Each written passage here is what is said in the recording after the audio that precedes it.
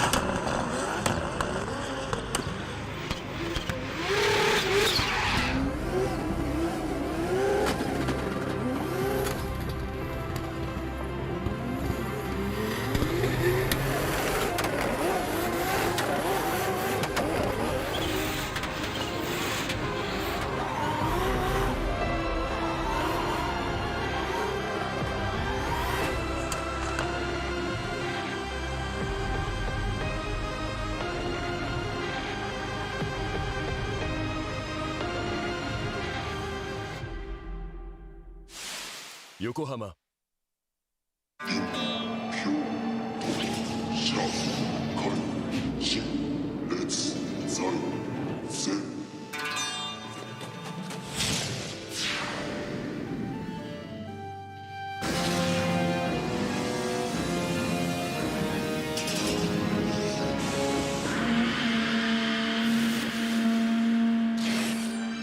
Ultimate lubricant. Mortis.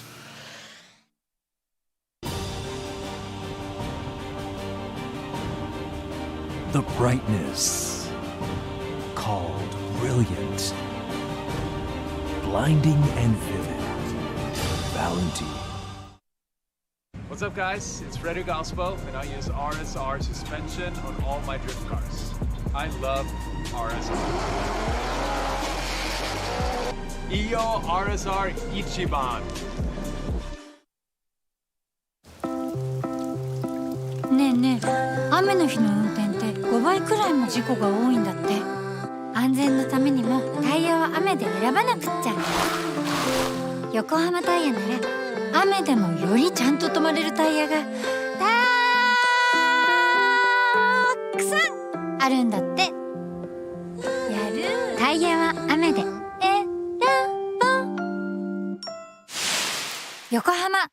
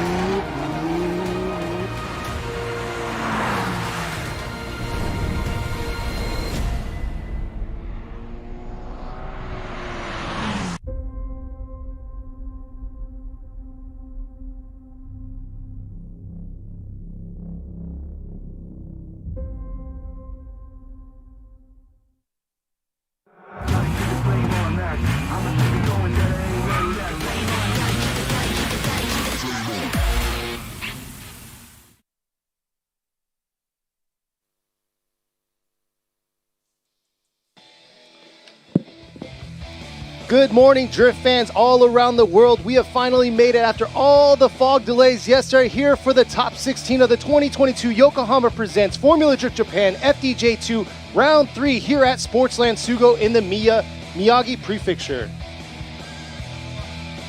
皆様ようこそ2022年横浜タイヤプレゼンツフォーミュラドリフトジャパン FDJ2 ラウンド3スポーツランドスゴーからお届けしていきたいと思いますが、これから追走とトップ16のトーナメントをお届けしてまいりますが、コース上に各馬身とドライバーが整列していますね。オープニングセレモニーが始まろうとしています。 So we're about to start the top 16 tournament. We're about to start the opening ceremony here. All the cars are on the track, lined up, ready to go. それでは国歌斉唱です。皆様ご起立ご達望ください。 So it's going to be the Japanese anthem. Please stand and hats off.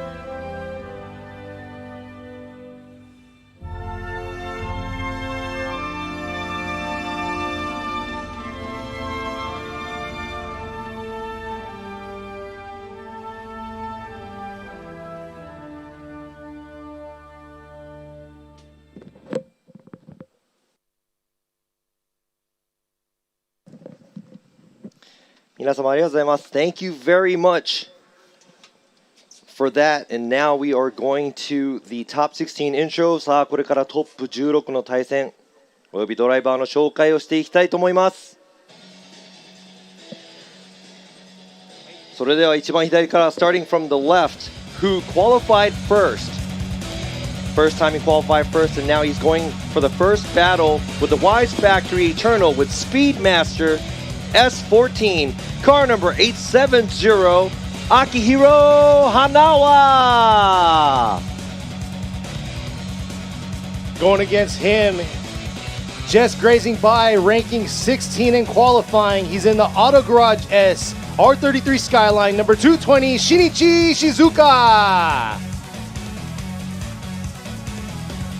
さあ2つ目のバトルです。 The second battle of the top 16, driving the LB Racing Junior Yakiniku Momozo with Midwest Motors MJC S15 Sylvia, car number 29, Takanobu Yamakawa. Battling him is a man with a powerhouse under the hood, ready for this huge track out here to rip. In ranking 9th in the Cause Power 180SX, number 840, Kazutaka Yamashita. トップ16、3つ目のバトルです。So the third battle, qualifying fourth from yesterday's qualify, driving the Progress S14, car number 78, Kazuma Ikemoto.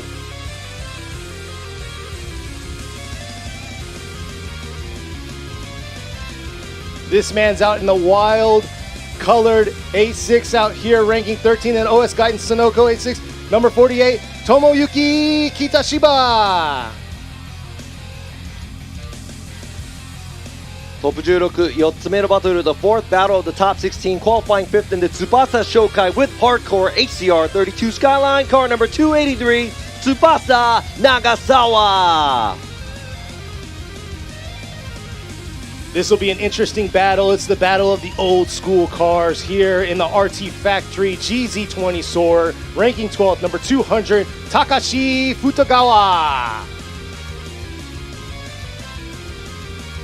続いてのバトルは the next battle is going to be driven by the Horiuchi Factory S15 1 via qualifying second from yesterday's qualified car number 270 Rikuto Horiuchi. All right, going against him. Look at that. You can see it. They're ready to battle out. He's in the RS Watanabe Garedori by now Japan JZX 100 Mark II, ranking 15th. 767 Rahman Russell. トップ16、6つ目のバトル、The sixth battle of the top 16, driving the impact hardcore racing GCX 100 Mark II, qualifying 7th from yesterday's qualifying, car number 84, Shota Shibayama. Going against him, this man's got style, this man's got flair in the Veicolo with Ritz Works, Army Tricks, S13, 1 Via, ranking 10th, number 81, Jinichi Takahashi. トップ16、7つ目のバトルです。Qualifying third from yesterday's qualify, the old school driver driving the Team HRK Rapid ZN686, car number 620, Hideo Hiraoka.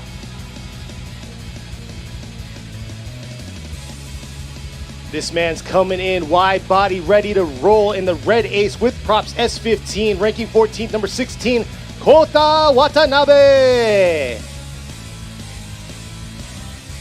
そしてトップ16最後のバトルです。Last but not least, this battle is something to see. Driving the Summit with Gamer Subs S15 Silvio driving the bright pink car. Car number 11, Sam Lucas.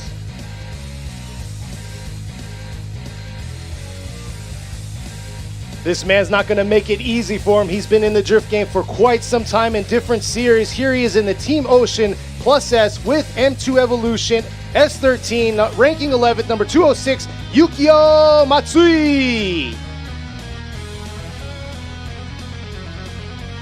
These are the top 16 drivers. 今アナウンスしたドライバー、そしてマシンが今回のトップ16を戦っていく精鋭たちです。This is going to be really exciting because qualifying went really well. It was like some crazy driving that we saw Exactly, yesterday. and then practice this morning, these drivers weren't holding back. They went right off the gun, started tandeming with one another, and this is like the perfect track for a tandem battle. さあ今朝ね練習見ててもですね、皆さん結構いい走りができてたと思うんで、すごく期待していいと思います。さあそれではトップ16の戦いです。皆さん楽しんでいきましょう。 Let's enjoy this battle and enjoy this top 16. Let's go.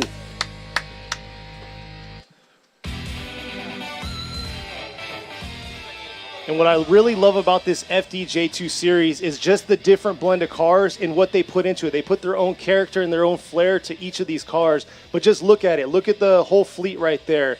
Different styles, different brands. You got everything, every, I guess, person's dream car out there on the track. さあ FDJ2 のね車のバリエーション、そしてドライバーのバリエーション、スタイルの違いもいっぱいありますが、ここで、コースの紹介をさせていただきたいと思います。 Let me go ahead and go over the track layout that we are judging here at Sugo Track. まずストレート、スタートをスタートして、まっすぐストレート321のコーンで振り出し、振り出しをしてからアウトゾーン2が左側、ちょっと長いゾーンがあります。そして、見えないんですが高低差があるこのコース、ストレートを上ってきてアウトゾーン1いっぱいいっぱいに、車のリア、左のリアをかすめていっていただいて、その後下っていく形で次のアウトゾーンに、左側にありますアウトゾーン2に、またアウトいっぱいに、車を寄せていき、振り返す後に、アウトゾーン3、アウトゾーン4が右側にあります。一見見てシンプルなコースなんですが、高低差あり、そしてスピードがね、乗ってる分コースがすごく狭く感じるのかなっていう風な思いがありますが、その恐怖感と、恐怖心に打ち勝ったドライバーが、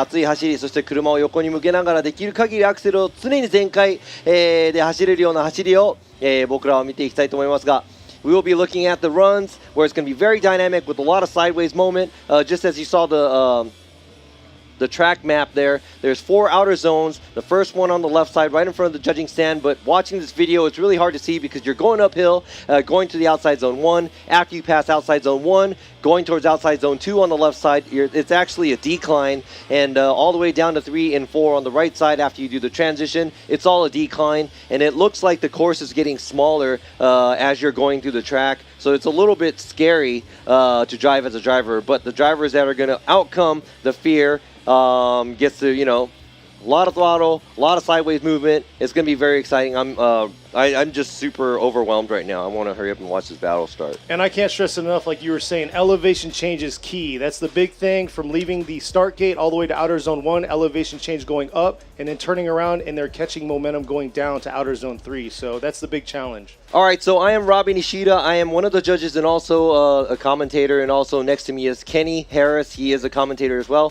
皆さん、そして私、ラビー西田は、ジャッジの一人であって、今回、ライブストリームのコメンテーターとしても、お話しさせていただきます。そして、隣にいるケニー・ハリスが英語担当の、コメンテーターとしています。そして、ちょっとね、画像に映り込もうとしているこちら、僕の隣にいるのがアメリカのフォーミュラドリフト、の3人のジャッジの1人クリス・ユール、ジャッジがね何日か前に来日して、このイベントのために、ジャッジとしてお越ししていただいております。So this is Chris Yule. He's from the FDUS. He's one of the 3 judges. He just came here just to come and drift, or not drift, I'm sorry, to judge the drifting here. So thank you for joining us here, Chris. And all the way on the left side, we have Yoichi Imamura. He is our FDJ judge, and he's also our FDJ2 judge, and also a partial commentator. And all the way to the left over there, he's usually the FD Japan commentator. Tom Saiba is also joining us over to the left. So, Chris, how is Japan? It's been quite an experience so far. I'm really enjoying it. The cultural differences, there's a lot to take in, but I'm really having a good time so far. で今クリスにちょっと聞いたんですが、日本の感想どうかって言ったらね、もう目まぐるしくいろんなことが起こってね、それをすべてちょっとね、吸収していくのに時間がかかってるんですが、すごいいい経験をさせてもらっているということで楽しんでいってもらいたいと思いますが、クリス・ユールの隣には、おなじみフォーミュラドリフトジャパン、そして J2 の、ジャッジの一人である、今村洋一ジャッジがいらっしゃいます。おはようございます。よろしくお願いします。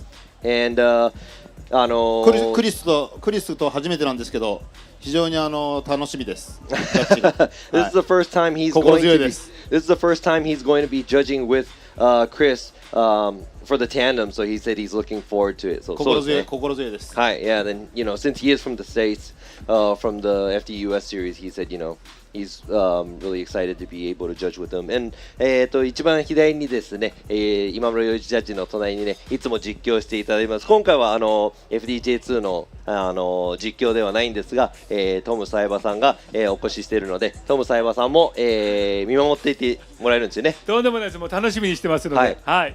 So, おはようございます。よろしくお願いします。Tom is on the left over there. He said he's looking forward to this too. Well, let me go ahead and explain to you about this series. さあ、このシリーズをね、少し説明させていただきたいと思いますが、フォーミュラドリフト、ジャパン FDJ2 なんですが、横浜タイヤ様のワンメイクタイヤでアドバンネオバが、AD09 となって、登場しました。このニュータイヤの使い方も勝敗を分ける鍵になるはずなので、皆様ちょっとそこら辺もね頭に入れながら、楽しんで見ていっていただきたいなと思います。ワンメイクタイヤなので全てのドライバーが同じ条件、同じタイヤ、同じグリップで走ってるんでね、もうあとはもう腕と、マシンセッティングの差なのかなと思いますので、すごく僕らジャッジとしてもすごく、楽しみにしています。So, since it is a spec tire series, the FDJ2, Yokohama Tires, they came out with the new 8009s. They left the 8008 series at the beginning of this year. All the drivers are on the same tires. It's the Yokohama Tire Advent 8009s. Same grip level, everything. So it's all down to car setup and the drivability of the drivers. So exactly. It makes it a fair level playing field. So yes. So, ご覧の通りね、昨日はちょっと霧に悩まされてたんですけど、今日はちょっと霧が出てるけど、問題なさそうなのでね、このまま、進めたいと思いますが、Hey, I had to stop Robbie there. ケニーが今もう霧の話するなってもうちょっと言ってきてますよ。We're not trying to jinx ourselves with the weather, but hey, it's looking very clean, very ready to go. You can see right there the track conditions are amazing, so I'm definitely ready to get this started, but also wanted to inform the viewers out there and the viewers here, this is a top 16. We don't roll a top 32 like we do for FDJ Pro. そうですね、FDJ、そしてフォーミュラドリフト USA はですね、トップ32からなんですが、FDJ2 はトップ16からということになります。さあ、それでは、スポンサー企業様のご紹介をさせていただきたいと思います。Let me go ahead and introduce you guys to some of our supporters and sponsors that we have. Yokohama Tires, Motis, Valenti, RSR, 以上のスポンサー様のご協力をいただいております。Thank you to our supporters and sponsors. They're making it happen for us here, for these guys to have this playground to play on, and also for us to be able to enjoy and watch. そうですね、このスポンサー様たちのおかげで、この選手たちにこの遊び場、を与えて、で僕らもこうやってね、みんなが楽しんでいるところを見られるというね、楽しいイベントにしていきたいと思いますが。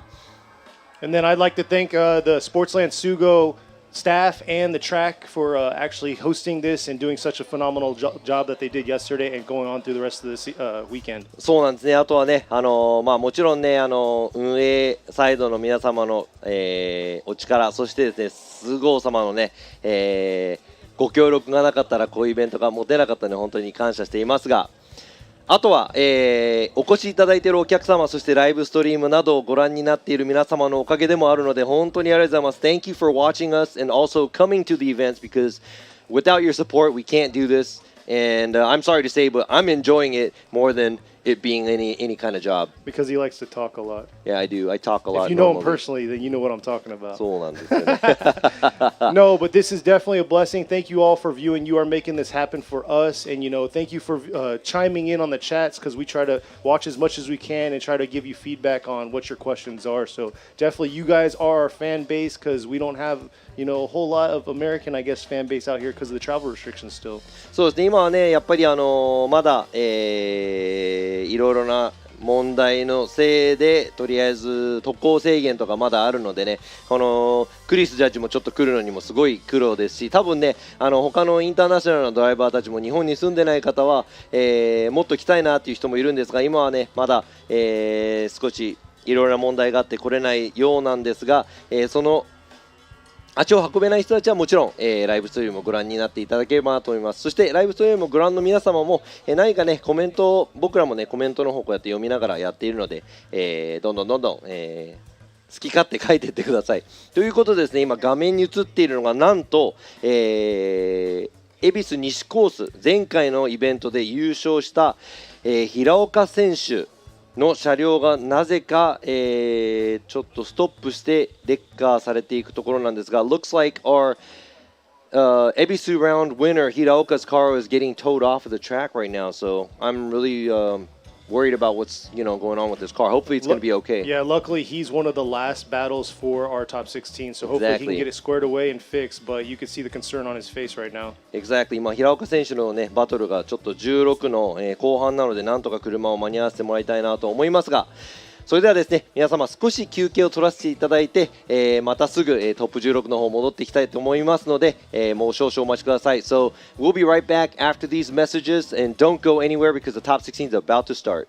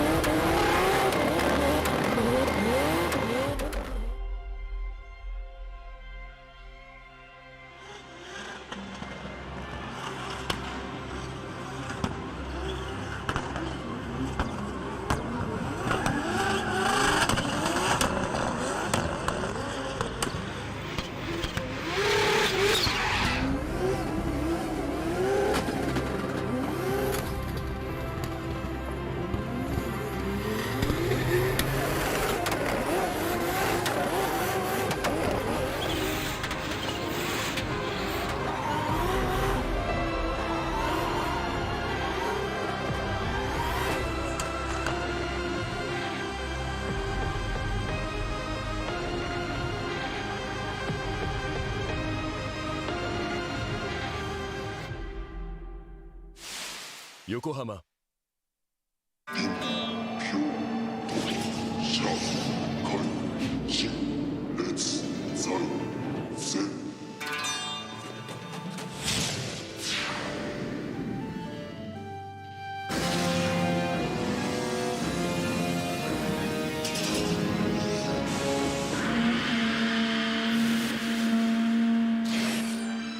Ultimate lubricant.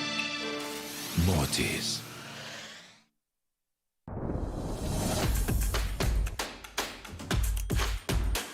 The brightness. Called brilliant.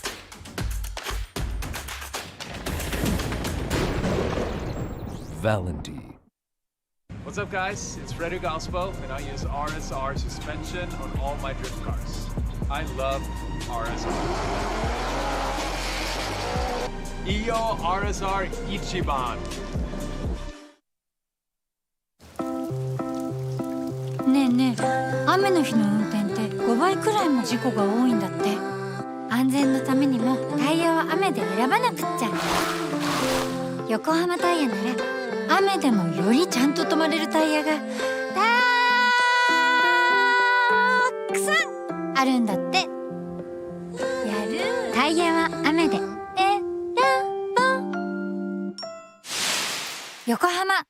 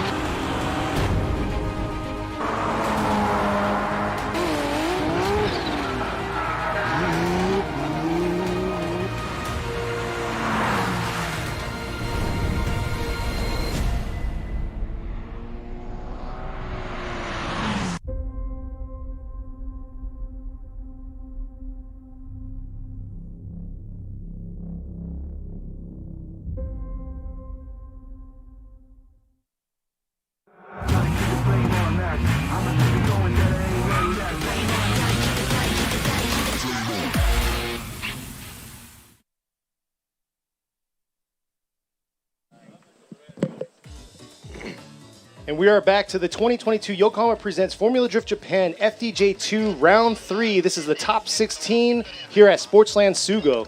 さあ戻ってまいりました。横浜タイヤプレゼンツフォーミュラドリフトジャパン FDJ2 ラウンド3スポーツランドスゴー、こちら実況席そしてジャッジ席の方今映っていますが、今ですね平岡選手の車もなんか自走で帰っていたのでちょっと一安心かなと思いますが、I'm a little, I'm not as worried now because it looked like Hiraoka drove off on its own under its own power, so hopefully it's nothing major. But here we go. こちら、スタートラインの結構前の方に、あるというか、ちょっと遠くにですね、菅生様の方でバーンアウトボックス、タイヤを温める場所なんですが、設けていただいております。That's the burnout box. It's a little down the ways because this track is huge, right? How many miles is it? 2.3 miles is what I was looking at right now. But yeah, like he was saying, it's about 100 yards away is where the burnout box is because this is an international track, so we have to respect the rules of the international track and what we're doing on it. Yeah, so 2.3 miles, we talked about yesterday, so 3.7 キロほどの大きいコースなので、やはりですね、もちろん国際コースなので、バーンアウトボックスの位置もね、ちょっとストレートの方、下っていったところ、こちらから見ると下っていったところなんですが、ちょっと遠くにあるので、車が、スタート地点に行くまでの時間が少し、ずれたり遅れてしまいますが、そこら辺はご了承ください。Yeah, you're gonna have to be patient with us because, you know, we're trying to relay everything and make everything on par. So everything starts at the right time, but this is a big track, so you know, relaying the information, trying to get the guys to the start is really hard. But here we go. Let's go ahead and start this. さあ、トップ16の最初のバトルです。先行は予選1位の花輪明宏選手、そして後追いが石塚真一選手になります。 So there you go. Akihiro Hanawa going against Shinichi Shizuka right there. Here they are, our first battle for the top 16 of round 3 for FDJ2. Let's see how they're going to do and how they're going to carry this pace for today. And here they are coming through the chicane. Looks like we're good coming up to this 3-2-1. Here he is right here. Ishizuka's got to close that proximity a little bit more through that outer zone 1. It looks like he's holding back just a little bit away from Hanawa right there. And Hanawa just kind of doing his thing. Could have been deeper into that outer zone 1. And look at that, Ishizuka making a huge mistake right there with the transition from outer zone 3 to outer zone 4. さあ、追走の方を見ていきたいと思います。全体的に、花輪選手先行で、なかなかいい走り、さすが、予選1位通過者、そして石塚選手後ろで、距離を詰めている分若干角度が浅いかなというところ、そして射程圏内になるだけ置いていますが、ここで振り返しが少し速くなりすぎて、花輪選手少し、姿勢を乱しながら、走りましたが、石塚選手少し、失敗しながら、振り返しして、アウトゾーン4、通っていったと思います。今ね、スモークで今の角度からだとちょっと見にくい部分がありましたが、ドローンの映像をちょっと確認していきたいと思います。Let's go ahead and check out the drone view、to see what happened after the outside zone 3 transition。こちらですね、振り返すところ、ちょっと石塚選手、早くに振り返しすぎたのかなという部分。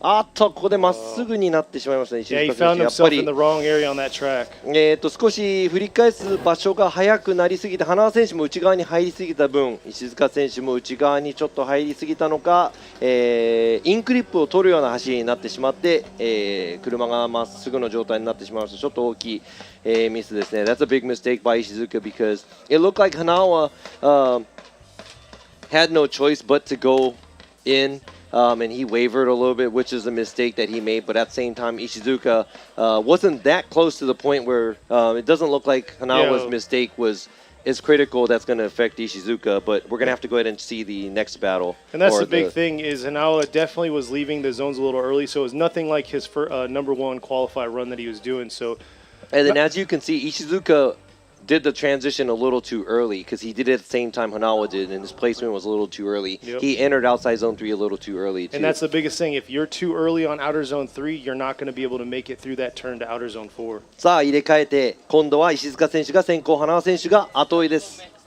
Here we are, tables are turned. Now Ishizuka's going to be in the lead while Hanawa's going to be in the chase position here. So let's see how Ishizuka's going to do in the lead position, covering these zones, making it as best as he can for Hanawa to do a chase. And here they are coming up to 3-2-1. Nice job. Look at Hanawa closing that proximity a little bit more. Oh, but getting a little bit lost through that outer zone 1. Ishizuka doing a beautiful job there. Could have been a little deeper into that outer zone 3, but definitely cleaning it up more in outer zone 3, sorry, right there. And here he is with a strong finish, but Hanawa got left a little behind, leaving outer zone 2.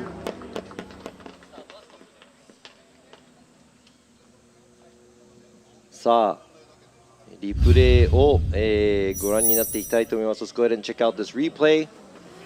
今度はですね、石塚選手、先行、そして先行で石塚選手もなかなかの走りですね。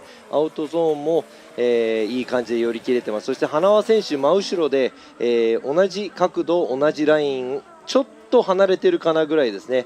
で石塚選手ちょっとアウトゾーン3、タイヤはみ出してしまいましたが、全体的に大振り、なかなかいい走りができていたと思います。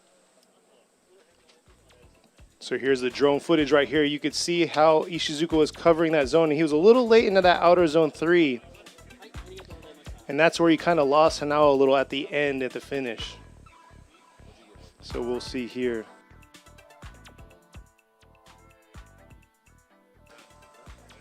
So we'll see what the judges' results in their call is for our first battle here of top 16 in FDJ2. And here we are right here. Probably going with a one more time. Imamuro going right to Hanawa, and then you got Yule going to Hanawa. So Akihiro Hanawa gets the win.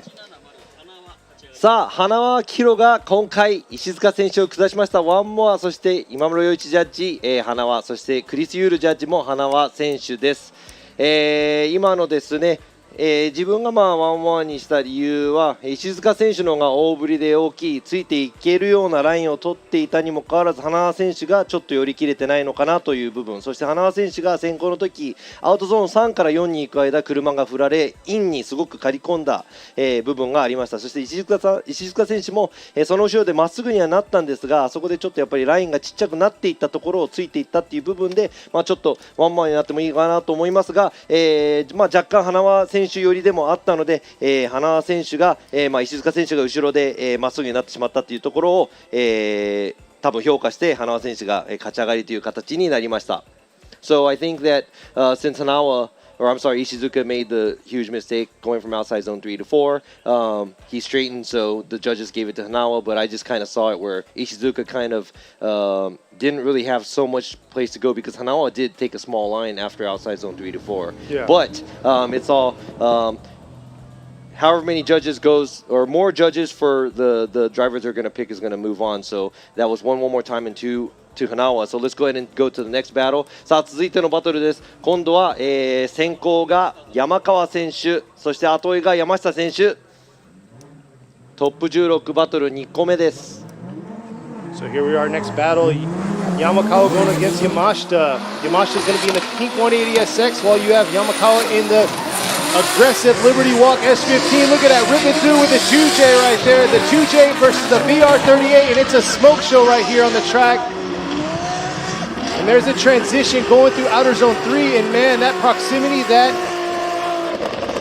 Yamashita's given him is beautiful. トップ16、2つ目のバトルからも熱々のバトルですね。That was pretty intimidating for both of the drivers probably because both of the guys are going nuts here. It's very exciting. さあ両者、アクセル街道全開ちょっとですね、山川選手アウトゾーン1寄り切れない部分があったと思いますが、山下選手後ろで、距離感も、いい感じで、後ろついていっています。そしてちょっと、先行の車両の方が少し角度が多かったかなというところもありますが、次のバトル入れ替えてどうなるか見ていきたいと思います。Now it's all up to after they swap places because this looked pretty even where Yamashita doesn't give him too much space. He does take a smaller line at the end right there as you see the drone.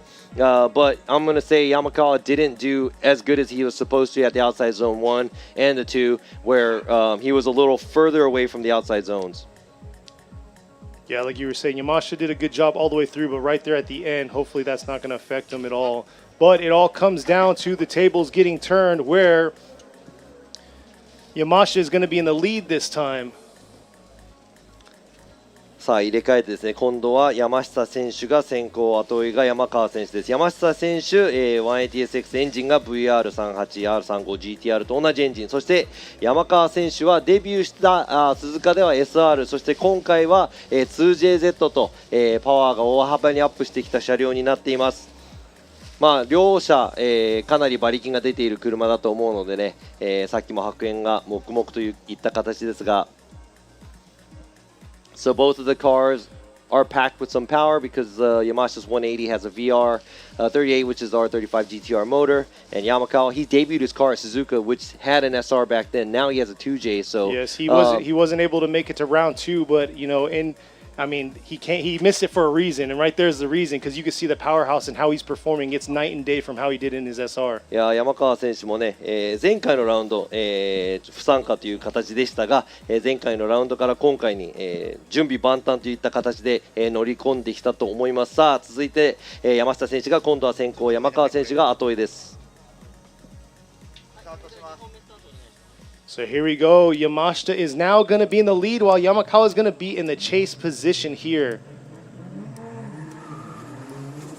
Yamashita's got to focus in on getting into those zones at the same time. Yamakawa's got to fine-tune his tandem right here and close that proximity. Looks like he's given a little bit too much, but there you go. Yamashita dipped a few tires there, being real deep into outer zone 1. but the proximity gap here is unreal. He needs to close that proximity to him, and I don't know, I can't say it's a power difference or anything because they're kind of neck and neck right now. So that was a tough tandem battle. さあ少しですね、山川選手遅れた感が、出ていますが、山下選手ダイナミックな走りで先行走りました。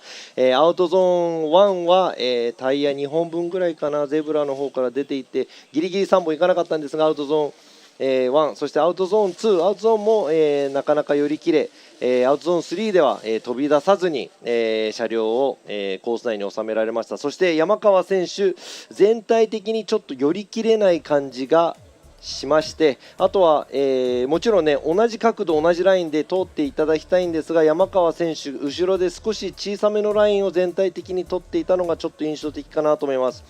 And it looks like Yamakawa was trying to keep up, and he had to run a very small line, chasing Yamashita overall. And also Yamashita was pretty much, he did dip 2 tires outside zone 1, but he kept the car within the track and was closer to the outside zones throughout the track more than Yamakawa. And Yamakawa did take a smaller line overall from outside zone 1 to 2, even though when he was leading. So we're going to have to go ahead and look at that to see which driver moves on.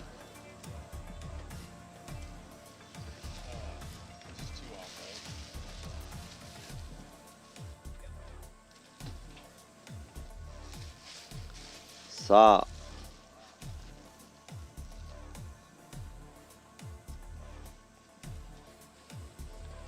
あこちらですね、フィニッシュライン越えてからどちらか多分ドキドキしていますが、now they're probably praying. Robbie Nishi going left, Yoshimura going left, so Kazutaka Yamashita gets the win. さあ今回のバトルはカーナンバー840山下和孝勝ち上がりおめでとうございます。残念ながら山川選手ここで敗退ですが、エンジン乗せ替えてパワー十分といった感じで乗り込んできましたが、次戦にすごく期待したいと思います。若手ドライバーです。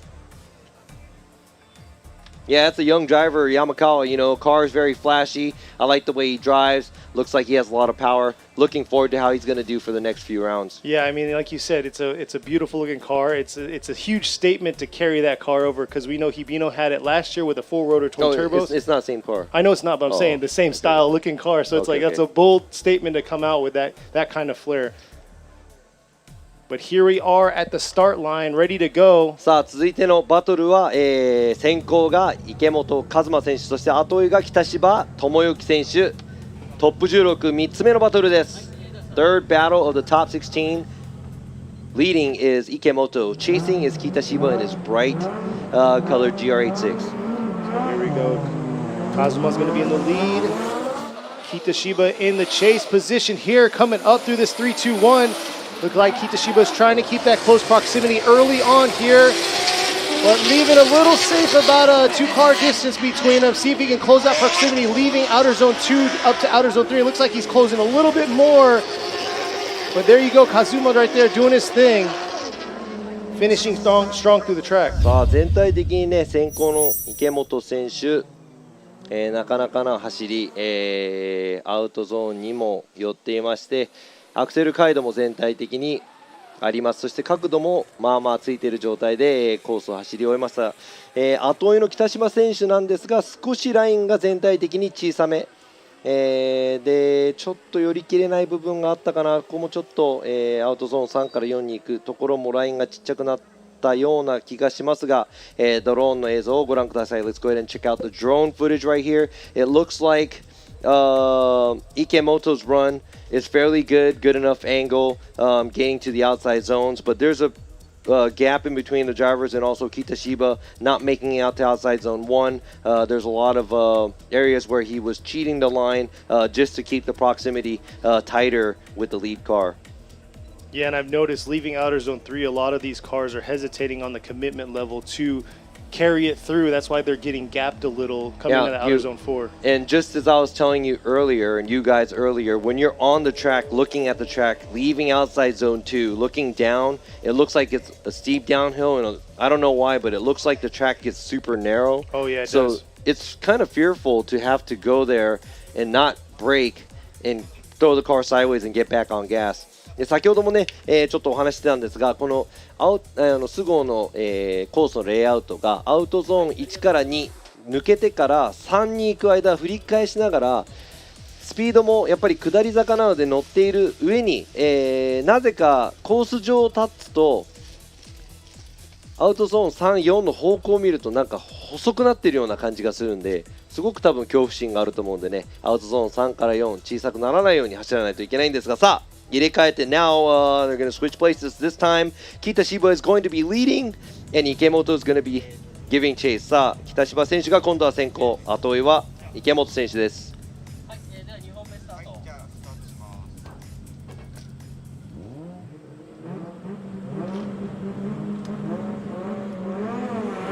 Looks like they're ready to go, coming through the chicane. Like he was saying, Kitashiba's going to be in the lead this time, and Ikemoto's got to focus on trying to get that close proximity and matching him on his angle. And here they are coming around outer zone 1.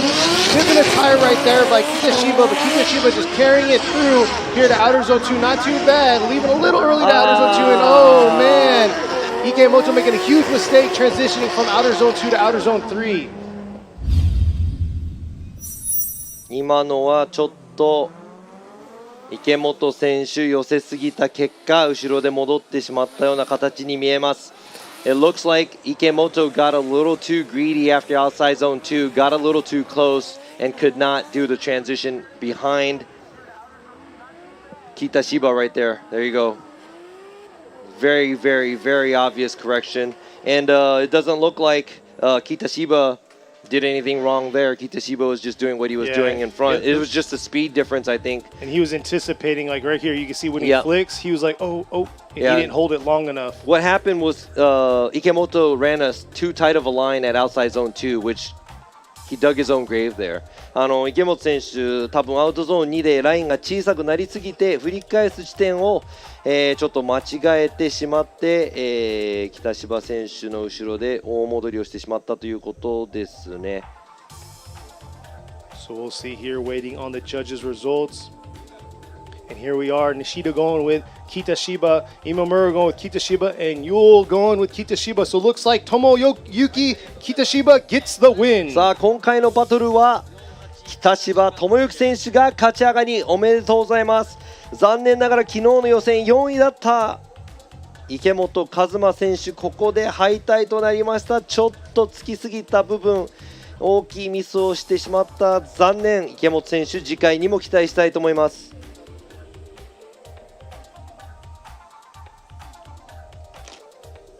さあ続いてのバトルです。トップ16、4つ目のバトル、鈴鹿の優勝ドライバー長澤翼選手先行、そして後追いが最近ノリノリの二川隆選手です。 So Nagasawa is going to be in the lead. He's the Suzuka Twin Circuit champ. Let's see how he's going to do out here today, if he's going to be able to beat Futagawa. Futagawa definitely wants to prove himself. He's been stepping it up every round, so we'll see how he's going to do in the chase position, if he could keep that close proximity to him.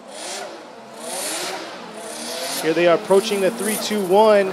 Nice job right there by Nagasawa, and here we go. We got to see if Futagawa is going to be able to close that gap. Coming around to outer zone 2, just missing the outer zone 2 a little bit, but early on there, and once again a huge correction with that transition from outer zone 2 to outer zone 3 by Futagawa, just like we just saw in the last battle. やっぱりアウトゾーン2から3に行くところ、アウトゾーン2が、より切ろうとしてちっちゃいラインを通ると振り返すところ、場所を間違えて行き場を失って戻ってしまうというちょっと負け方が、続いておりますが、今回もちょっと二川選手後ろで戻ってしまったので、長澤選手前で、淡々と走っていく中、後ろで、2から3、アウトゾーン2から3行く間に二川選手大戻りという形になりました。Now that's an obvious area of the track right here, where when you're taking a smaller line, especially right there where Futagawa takes a smaller line outside zone 1 and 2, he ends up in a wrong area where he cannot do his transition and doesn't have enough momentum to carry the car to the outside zone 3, and kind of gives up where the car is going to have to straighten. Exactly, especially when the lead driver is leaving outer zone 2 and then they start right at outer zone 3 early on. then sweep all the way through, it messes that chase driver that makes that wrong line come in too. So we'll see how it's going to go. Like we see every round, anything can happen when the tables turn. いやこのコースほど、先行の車のラインと同じラインを通らなきゃいけないっていうのが、重要なコースないかもしれないですね。I don't think there's other tracks as important as this one where you have to run the same line as the lead car going from outside zone 2 to 3 because you're going to end up correcting. Exactly, especially since you said, like you said, that they can't see is outer zone 2 to outer zone 3. It gets narrow to that turn going into outer zone 4. And if you're in the wrong lie, you're going to miss that turn and you're going to go off track, and or you're going to shoot in and you're going to hit the other driver. そうですね、あまり、小さいラインで通りますと振り返すエリア間違えると、前の車にぶつけたりとか、急接近してイン側に入っていってしまうということがありますが、今度は入れ替えてどうなるかドリフトっていうのは分からないので、今度は長澤選手がチェイス後追い、そして二川選手が先行です。Now the tables have turned. Futagawa is going to be leading Nagasawa. You never know what's going to happen until the end. Looks like we got a fault early on in the jump. All right, so yeah, it was a jump. Futagawa jumped the line. さあ、スタート試験 FDJ2 そしてフォーミュラドリフトジャパンのシリーズではですね、スタートラインで試験があります。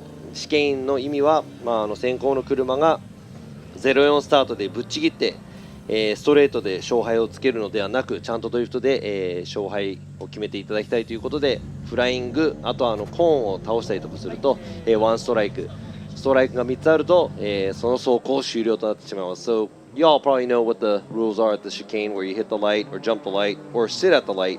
3 strikes you're out. So you got to be careful. さあ、再スタート。Futagawa coming up in the lead position this time, but looks like Nagasawa is being early on the aggressive part of this track. Here he is coming in outer zone 1, trying to close his proximity to Futagawa right here in the second half of the track. And Futagawa doing a phenomenal job in that outer zone 2, but a little shallow in that outer zone 3 into that outer zone 4 region of the track.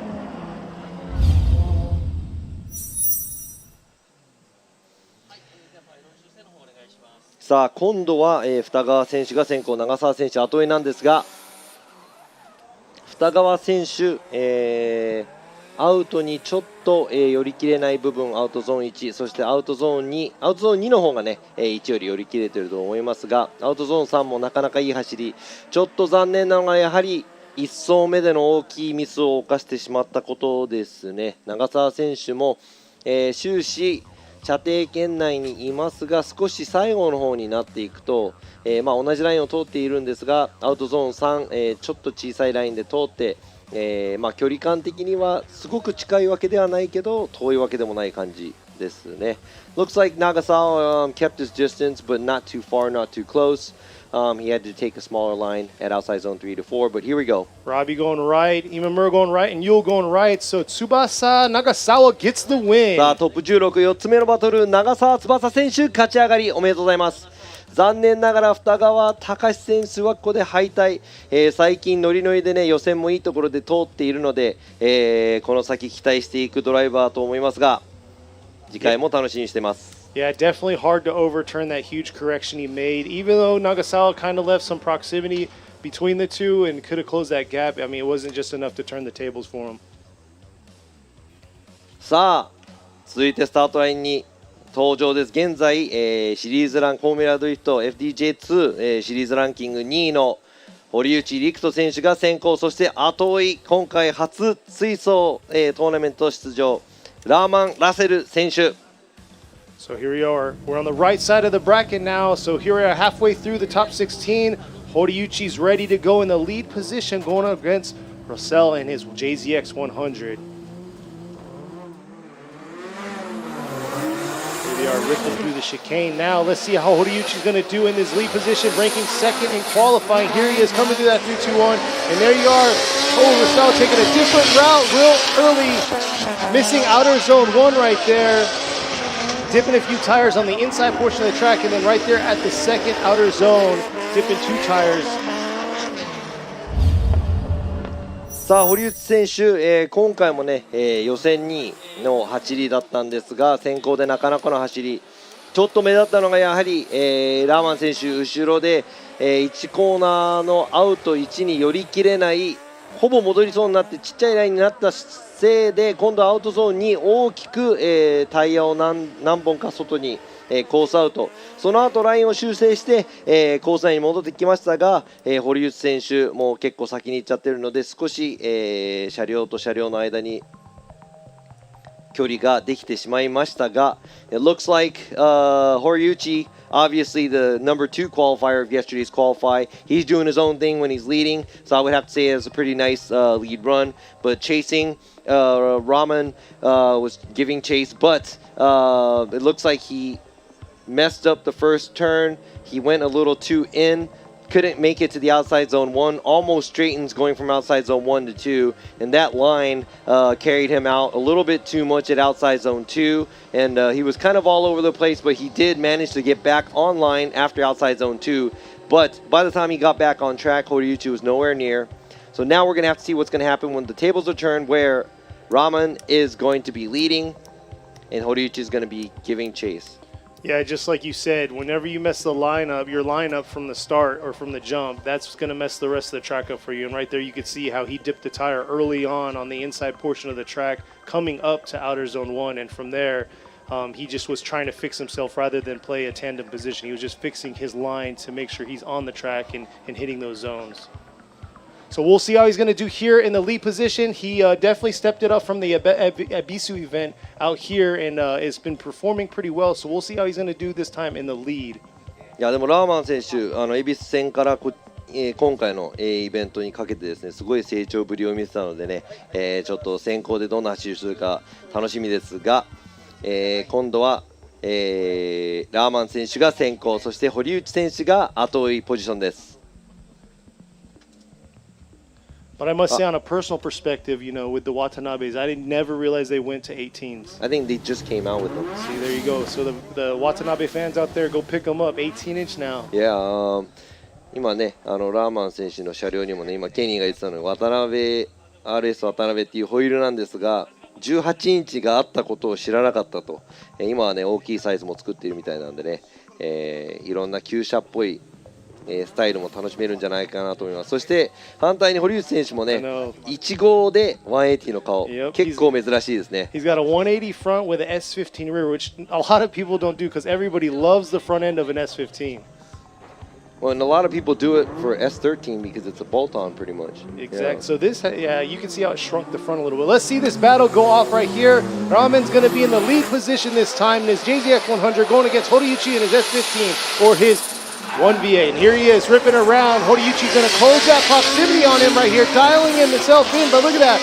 Raman just doing his thing, not bad right there, leaving a little early in outer zone 2. Oh, and just taking too much, but Horiuchi able to save it, and that was close.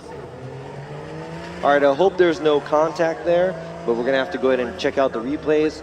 Where it looked like they were coming in hot, but man, I gotta say that was a pretty nice lead run by Raman up until the outside zone 3, and it looked like Horiuchi was very, very close, trying to close the proximity, so I'm gonna have to check out the replay. Yeah, Raman came with some heat here and flicked it hard. いや今ラーマン選手の先行でアウトゾーン1に勢いがすごくあってよかったんですが、ここ振り返したところはちょっと振り返しに力が入ってスピン状態。よく堀内選手がそこで避けましたね。I mean, I'm surprised Horiuchi was able to dodge that because it looked like, you know, Raman just kind of threw it. And it looked like he kind of over-rotated himself. The big thing is I'm glad there's a washout point right there because, like I said, if that guardrail was any closer, it could have been bad for Horiuchi. But you can see right there, Raman just really over-rotated, came too aggressive, and tried to have that hard flick to control himself coming into outer zone 4. Yeah. Well, he probably knew what the situation was. He knew he was going to have to throw it down really hard, and he tried that. I mean, it worked out in the first half. It's a 50-50 thing, you know. で、多分ね、ラーマン選手も1本目を見てから2本目はもうちょっとやるだけやらなきゃなっていう気分で、走ってきたと思いますが、ちょっと失敗に終わってしまいました。So we'll see here. Let's check out the replay. Here's the aerial view again. You can see Raman was being really aggressive through there, carrying all that momentum, and then right here, just was real fast on the flick.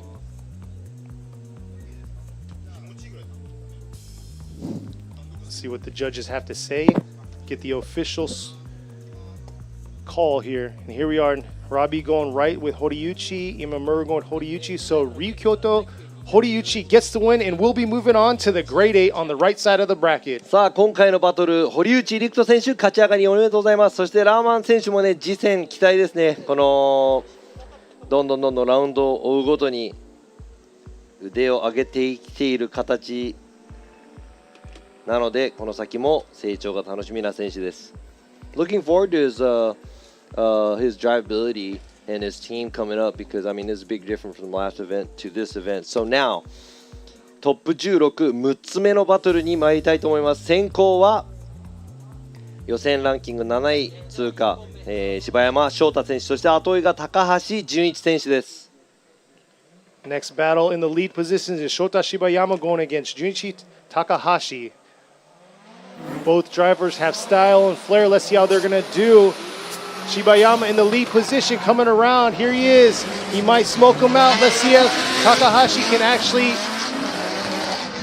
stay out of that pocket of the smoke zone here. It looks like he's carrying it through. Not too bad, but getting a little bit left coming in that outer zone 4.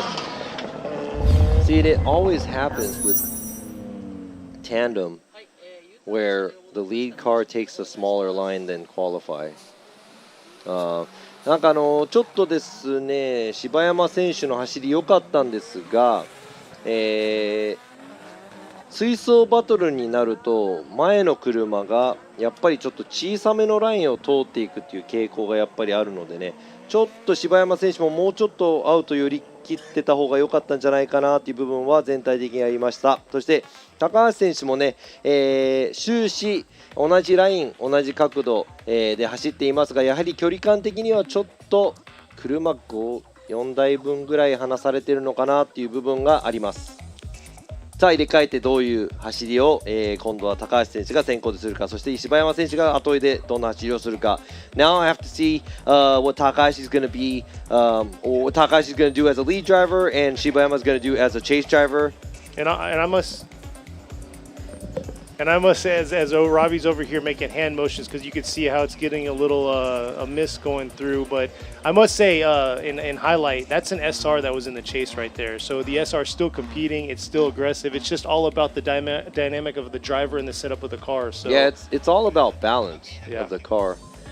まあ車両のバランスっていうのはねすごく大切なんですが、先行走っていた柴山選手はもちろん 2JZ、 高橋選手後追いは SR20、 やっぱりパワー差とかねいろいろあると思うんですが、車のバランスが、もちろんいい方が、有利という形になりますが、もちろんねドライバーのテクニック、そして知識とかですね、経験もありますが。 So this time around, Takahashi has to focus on getting to those zones and not trying to shortcut him to get where he needs to be. さあ今度は高橋選手が先行、柴山選手が後追いです。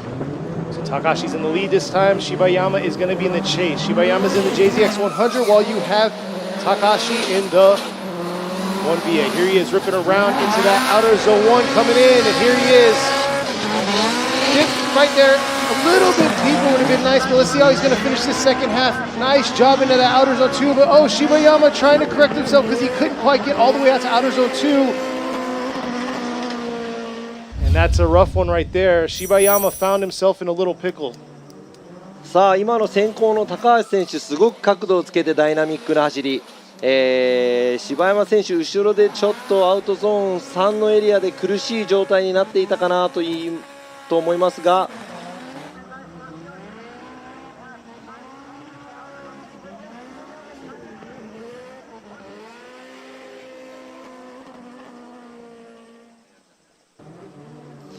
さあもう一度リプレイを確認していきたいと思いますが、高橋選手アウトゾーン2でちょっとタイヤが出てしまったかなという部分がありますが、全体的に、先行の車両としてはアウトゾーンに寄り切れている、そして角度も、かなりついている状態。後追いの柴山選手ちょっとアウト2で、ラインがちっちゃくなってしまって、振り返しの部分で大きなミスを犯してしまいました。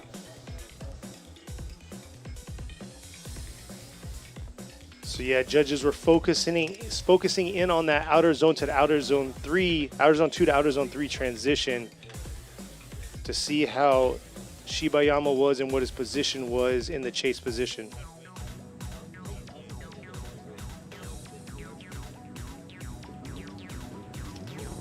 So we'll see Robbie going left with Takahashi, and you got Imamura going with Takahashi. So Junichi Takahashi gets the win. さあただいまのバトル、高橋純一選手勝ち上がりおめでとうございます。残念ながら迫力のある橋、柴山選手今回はちょっと迫力を出しきれなかった部分があると思いますが、次回も期待していきたいと思います。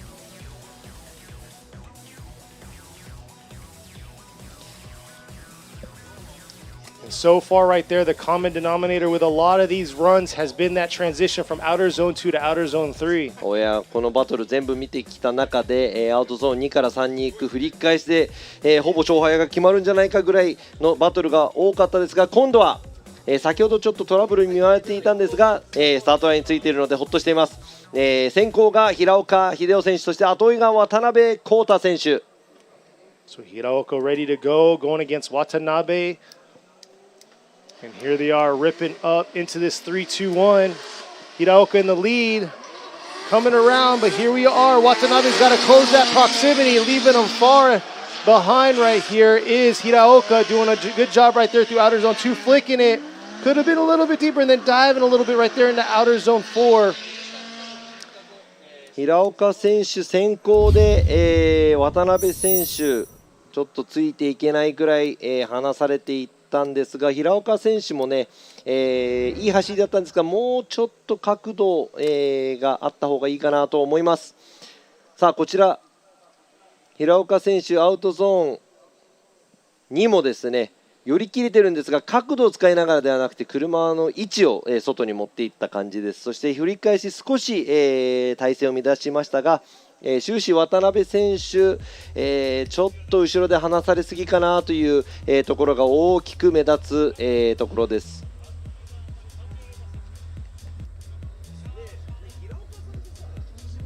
Yeah, Hiraoka did a good job, and then right here is where he had that bobble leaving outer zone 3. So we'll see here. We'll see how Watanabe is going to do this time in the lead while Hiraoka's in the chase. I was just talking to Chris about that right now after watching the first run. I mean, Hiraoka looks like he's trying to run away. Oh, especially leaving outer zone 3, you can see how he kind of dove in. Yeah, exactly. ちょっとね、先行の、ラインは寄り切れてるんですが、やっぱり角度が浅くちょっと逃げモードに入ってるのかなという部分がありますが、今度は渡辺選手が先行でどんな走りをするか。So Watanabe is going to be in the lead this time while Hiraoka is going to be in the chase.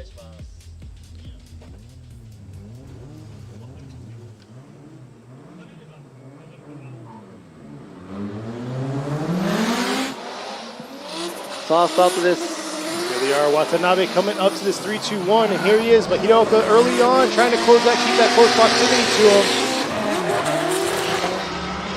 Watanabe trying to take it all the way out, but not able to get all the way out to outer zone 2 or outer zone 3, and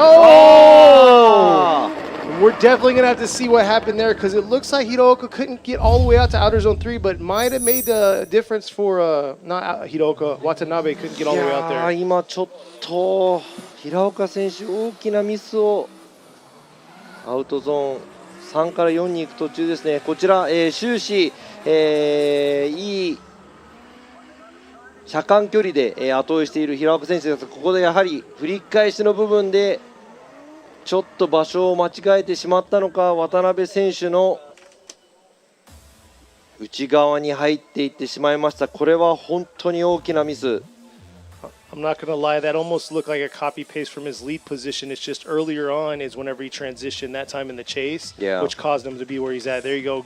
Robbie Nishi going left, Imamura going left. So we got Kota Watanabe is going to get the win and move on to the grade 8. さあ今回は渡辺康太選手勝ち上がり、前回の恵比寿ラウンドのウィナー平岡選手、ここでなんと敗れてしまいました。ですがね、前回導入したての車両ということでね、まだまだいっぱい、車も良くなっていけると思うので、平岡選手次戦も頑張ってもらいたいなと思います。Yeah, Hiraoka was actually our round 2 Ebisu circuit winner. So yeah, unfortunately, he got knocked out here at the top 16. And you know, it's a brand new car that he just brought in at the last event, and he took the win. So I'm pretty sure he's going to have to work out the tweaks and get more used to the car. I'm looking forward to how he's going to do in the series. さあ、トップ16最後のバトルです。先行が、今回追走初、のサム・ルーカス選手、そして後追いは現在、フォーミュラドット FDJ2 シリーズランキング1位の松井幸雄選手がスタートするちょっと前にですね、今コース清掃、が行われているので少々お待ちください。Just a sec, guys, before we start this, they're cleaning up the track where Hiraoka did go off track. Yeah, I'm looking for, this is going to be a good battle because both the drivers are exciting to watch. Exactly. So Sam Lucas, many of y'all know him as Samet out there online. I see the group chat blowing up here, and then he's going to be going against Yukio Matsui. Yukio Matsui has a lot of experience behind his belt, so we'll see how it's going to go. But at the same time, seeing from Ebisu to this round and qualifying and practice, well, yeah, Samet definitely looks like, stepped it up. He looked really good at qualified too. So here we go. Let's go ahead and get this started. さあ、両者スタートしました。Here we are. Samet's in the lead right here, ripping around in this outer zone. One coming up to it. Matsui trying to adjust himself to keep that proximity. And there you go, the smoke show by him. Samet ripping into this outer zone 2. Beautiful job through outer zone 2 here. Flicking back around. Had a little bit of an adjustment coming in this outer zone 4, but finishing off strong and just continuing that smoke show. ちょっととても楽しいバトルでしたが、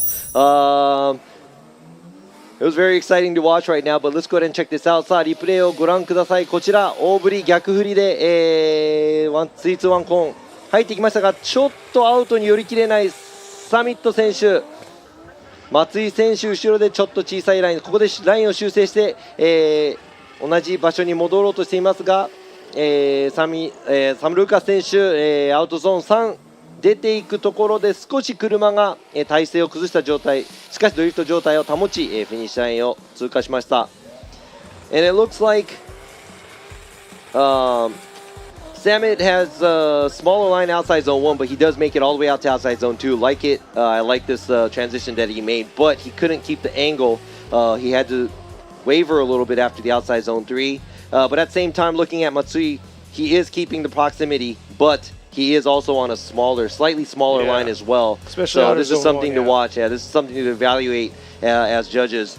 まあジャッジとしてね、両方の車両の、まあ先行の走り、そして両方の後追いの走り、先行と先行、後追いと後追い、どっちが勝っているかを見て、勝敗を決めていこうと思っていますが、今のはですね、お互いの、走りを頭に入れながら、入れ替えて今度は松井選手が先行、サミット選手が後追い。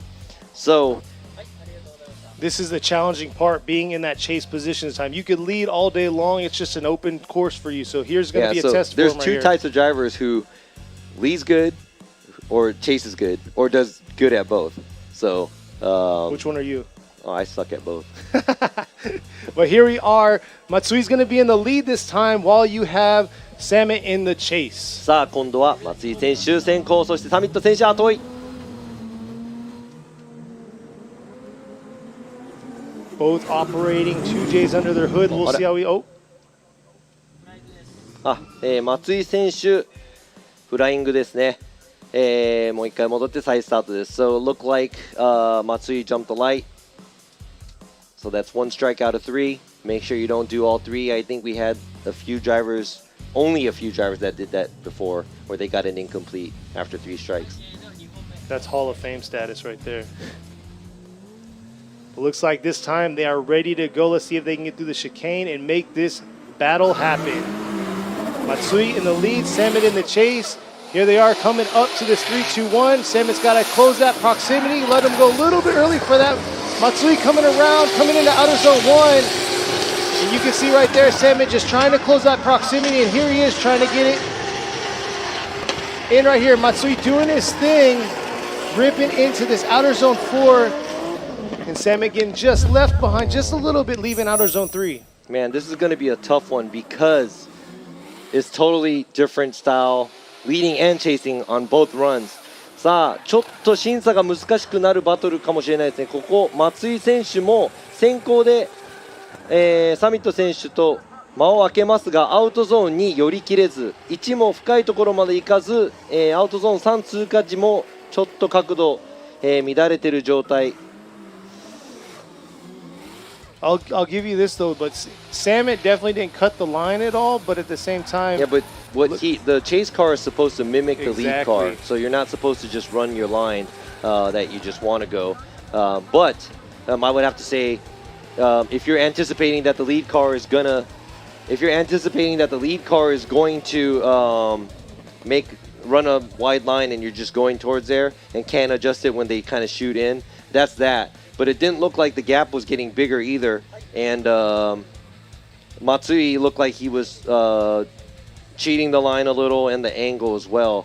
So I don't know, this is going to be a really hard one. yeah, they both had their difference, like you say, and this is going to be hard to depict. But here we are. Robbie Nishida going with it one more time, Yoichi Imamura going with it one more time, and Chris Yule one more time. So all the way down the board, one more time between these two. This is our first one more time battle in this top 16. さあサム・ルーカス選手そして松井幸雄選手トップ16初めてのワンモアタイム。 It's our first for top 16 and our last battle for top さあ 16. トップ16最後のバトルであり、最初のワンモアタイムであり、今のをちょっと説明していくとやはり、松井選手先行の時にやっぱりアウトに寄り切れてない、そして角度もやっぱり浅め、対する後追いの、サム・ルーカス選手、サミット選手は後ろで距離が離れすぎている、反対にサム・ルーカス選手が先行の時もちろん、アウトに、寄り切れてない部分もあり、しかし、角度がもうちょっとついているダイナミックな走り、松井選手そのアウトまで寄り切れたいサム・ルーカス選手の後ろでもうちょっとちっちゃいラインを終始取らなきゃいけないというちょっとですね両者100% の力が出し切れなかったような走りだと思うので、ここでワンモアタイムということでもう一回、仕切り直しという、両者とも頑張ってもらいたいと思います。 So let's go ahead and see, because both the drivers weren't able to do their A-game run, so let's go ahead and see if they can do that at this one more time. But before we go on to the one more time, let's take a short break. さあ、ここでですねちょっと休憩、またすぐ帰ってきてワンモアタイム見ていきましょう。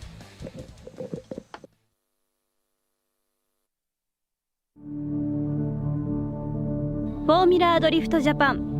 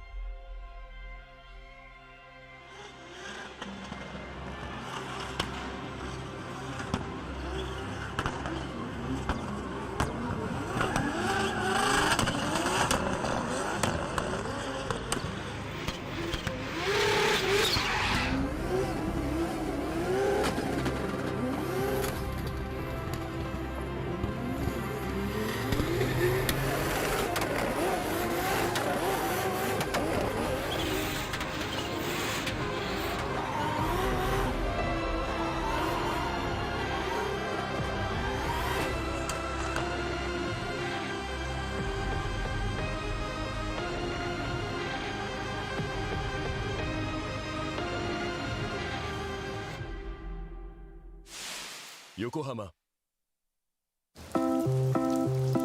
ねえねえ、雨の日の運転って5倍くらいも事故が多いんだって。安全のためにもタイヤは雨で選ばなくっちゃ。横浜タイヤなら雨でもよりちゃんと止まれるタイヤがたくさんあるんだって。やるタイヤは雨で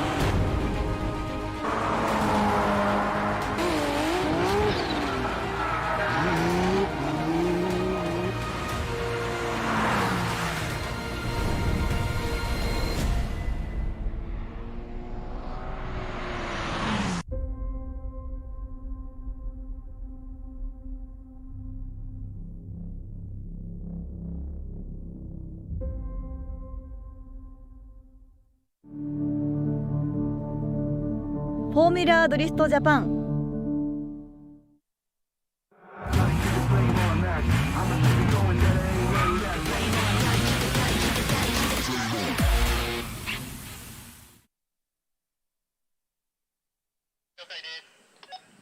We are back here for the 2022 Formula Drift Japan FDJ2 Series. Here's at round 3. This is our last battle for our top 16. So if you just tuned in, kind of rewind back and get caught up to where we're at now. そうですね、今、ライブストリームの方ご覧の皆様ね、ライブストリーム後でね、この前に、トップ16今行われているんですが、どうぞ後でアーカイブの方を見てご覧ください。さあ、早速なんですが前回、フォーミュラドリフトジャパン FDJ2 の、恵比寿西コースで優勝して今回トップ16で残念ながら敗退、負けてしまったちょっと平岡選手に、インタビューをしたいと思います。I'm gonna ask Hiroka, we're gonna go ahead and interview him in the pits. He was a winner of the FDJ2 Ebisu round last time, and he just actually took himself out at top 16. Marina's out there. She's going to interview him. Marina-chan.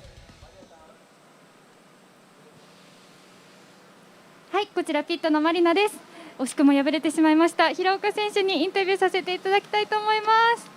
前回大会優勝でしたが、今回は敗れてしまいましたが、ご自身的にはいかがですか？まあ自分のミスなんですけど、はい、まあ1コーナー入るまでは良かったんですけど、ちょっとその後のゾーンを越えてから最後のゾーンをめがけるときにちょっと想像してたよりもうちょっとスピード速いかなと思ったんですけど、ちょっと、自分の想像するスピードとちょっと違くて、で、それに合わせきれずちょっと内側入っちゃったって感じですね。はい、自分のミスなんで仕方がないです。はい、お疲れ様です。はい、なんか言ってください。優しい言葉で慰めてください。次は頑張ってください。はい、次頑張りますんで、よろしくお願いします。ぜひ応援してます。はい、ありがとうございました。お疲れ様です。ピットからは以上です。いやお疲れ様ですね。平岡選手大ベテランなんで、I mean he's a veteran like in the sport, and he was saying, you know, obviously his character was very funny, but he said he did mess it up, and he thought he was doing good until he reached or after outside zone 1 or after the first turn. He said going towards the last zone, he caught up a little bit too much than he anticipated, and he did correct. He took himself out, and he was asking her, hey, you know, say something to me because he was sad. So she was like, you know, better luck for you next time. So that was actually a pretty cool interview, I think. ちょっとね、平岡選手、ああいうねスポーツマンシップがある、ドライバーですとね、やっぱり、負けた後も多分悔しい思いを、しているんですが、多分次回に向けて前向きな考えでいるという、捉え方は僕はしていますが、I think he's looking forward to the next battle because, you know, he's not a poor sport about it. He took himself out and he was like, you know what, I messed up. I took myself out. He's probably looking at what he can do for the next round. So that's exactly. Cool. He had a very humble attitude with that, and that's awesome to see, and awesome to all you guys got to see out there. So yeah, and also, you know, as we have these interviews, you guys could actually see and look into what kind of driver these guys are, because we're always saying, you know, car number, blah blah blah, and all you see is names in the cars, and being able to see the personalities, because you know a lot of guys don't have much social media, so you can't really look into which your favorite driver and stuff like that. So hopefully we can give you guys a little bit more of the behind the scenes here at the track. Exactly. Speaking of behind the scenes, we did a lot of that yesterday during qualifying because of the delays we have. So that you got to learn a lot about the drivers yesterday. We'll have to see, but we're still waiting on this last battle to go down. でですね、今のインタビューもですね、これから FDJ2 そしてフォーミュラドリフトジャパンの方でね、ライブストリームの方でも、どんどんピットのインタビューを増やしていって、車と、名前と、車両番号だけ、ではなく、そのドライバーの本心、どんなドライバーが乗っているかとか、そういうのもねお楽しみいただければなと僕らも思っていますので、これからも楽しみに、見ていっていただきたいと思いますが、さあ今ですね、ピットの方を見ていきますと、こちら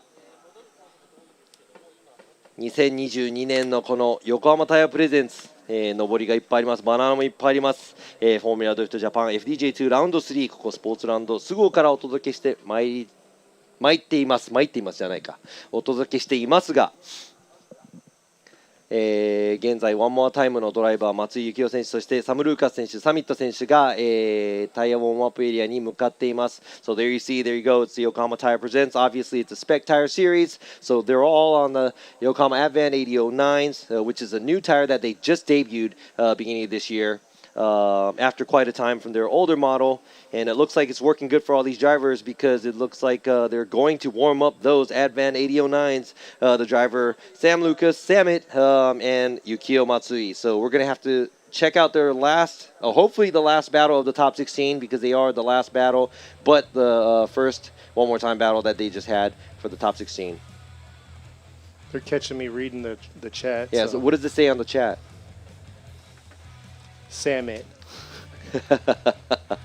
さあ、サミット選手ね、YouTuber であり、オーストラリア出身の、ドライバー、そして現在日本在住でもこのチャットの方でですね、ライブストリームの FDJ2 のチャットの方ですね、もうサム選手ちょっともう大人気なので。We have a new viewer, 書いてありますが and there's some new viewers out there that are chiming in. Yes, you see a lot of our faces now. Robbie Nishida, very experienced. If you don't know who he is, then you're just stepping into a new game. But yes, Robbie Nishida, he does a phenomenal job translating, commentating, judging, and yes, he is a drifter himself. He has a lot of experience behind the wheel. And then beside him is Chris Yule. He's actually one of the Formula Drift U.S. judges, one of the 3 there, and he is out here as our 3rd judge for both FDJ2 and the Pro Series, which is going to start later on this weekend. 今ですね、ケニーが、また紹介してくれていたんですが、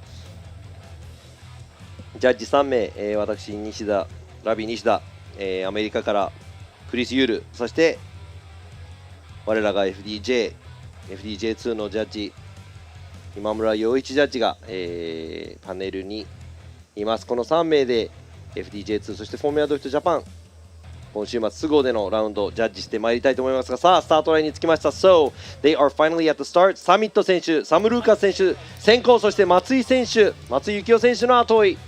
One more time のバトル。 And here we are right here. Sam Lucas ready to go in his bright pink S15 going against Yukio Matsui in his killer S13. And here they are ripping around.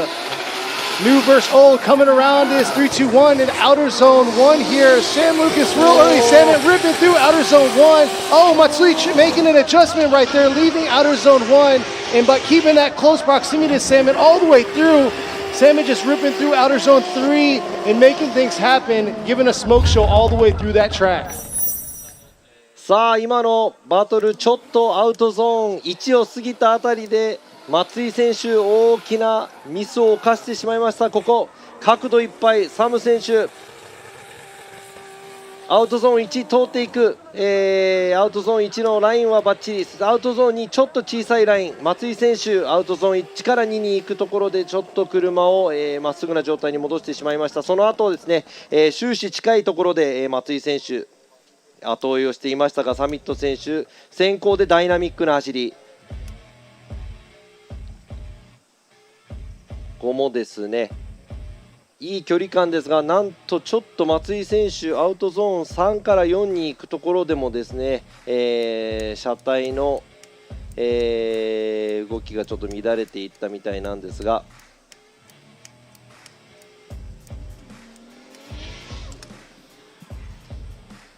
Yeah, so it looks like Samit did a better job than the last run on the outside zone 1, but at the same time he doesn't reach all the way out to the outside zone 2. Yeah.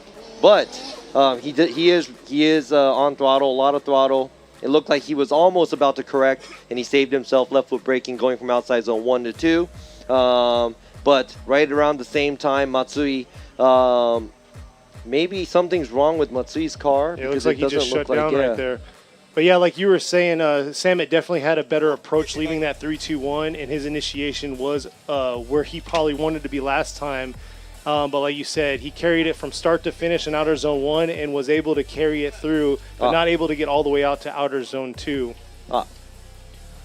これはちょっと松井選手がスターターの黒田スターターに何か言っていましたが。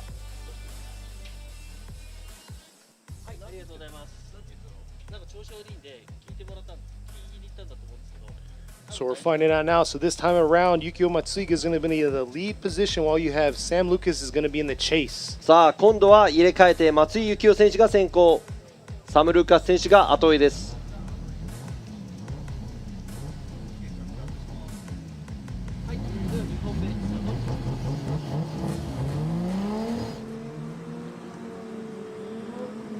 さあ松井選手今度は先行でどんな走りをするか。 See how much he's going to do in the lead this time while Sammy's going to be in the chase. Here they are coming at 3-2-1. Sammy's got to keep that close proximity. Oh! やはり何かあったのかな。 Something must have been wrong. Yeah. There you go. Salmon just ripping through, showing that his car is ready, strong, and ready to fight for that top position. なんと FDJ2 シリーズランキング現在1位松井選手ここでコースアウト。 Leading the FDJ2 series Yukio Matsui, a huge mistake on his chase, and right there the car washing out on his lead run. This is not good. This is not looking good for Matsui. And right here Samet finishing off the track, and what a nice run here. They might have Matsui's car leave partially, not through the track. There you go, but going mid-track. right.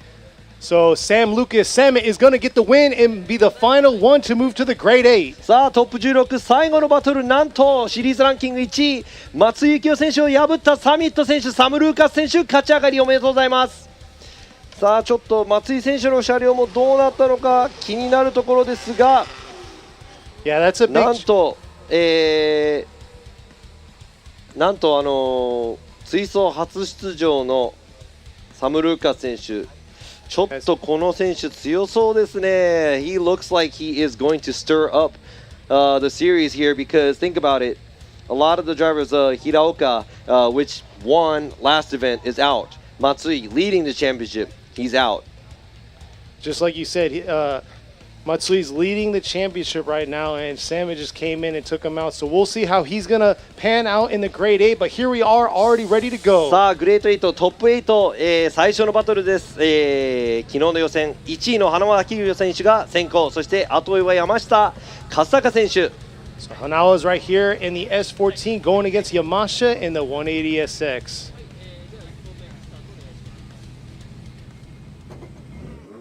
Hanawa ranking number 1 in qualifying. Let's see how he's going to do in his lead position this time. I know he struggled a little on the last run that he had, but here he is coming up to this 3-2-1. Yamashita trying to dial it in right here and close that proximity. Look at that right there, right up against his rear fender.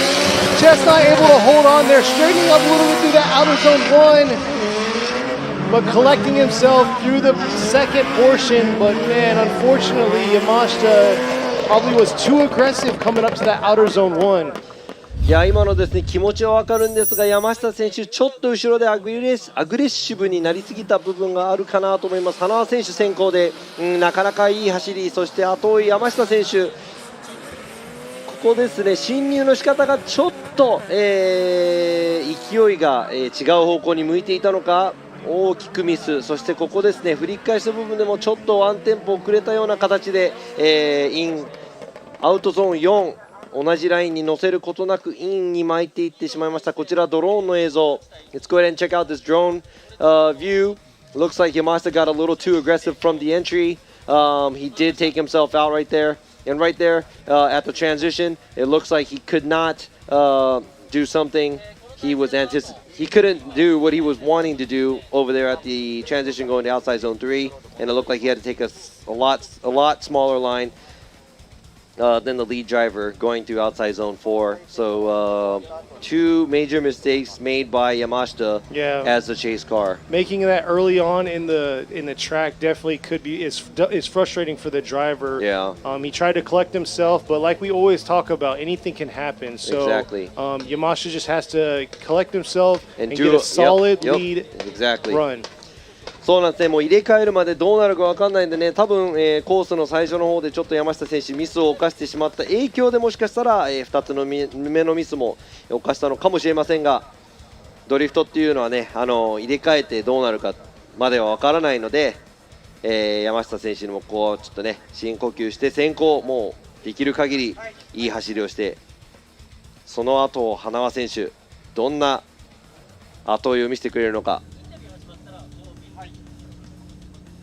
Here they are getting pulled up to the gate, ready to go. Yamashita is going to be in the lead while Hanawa is going to be in the chase. さあ入れ替えて今度は山下選手先行、花輪選手が後追いです。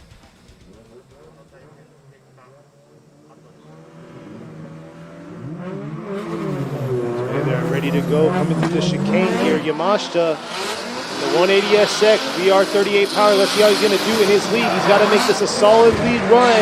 And now he's got to keep that close proximity and make this a good tandem battle. He's just leaving a little bit much in this proximity, getting gapped a fairly, substantial gap throughout this track right now. And Yamashita just doing his thing, finishing strong.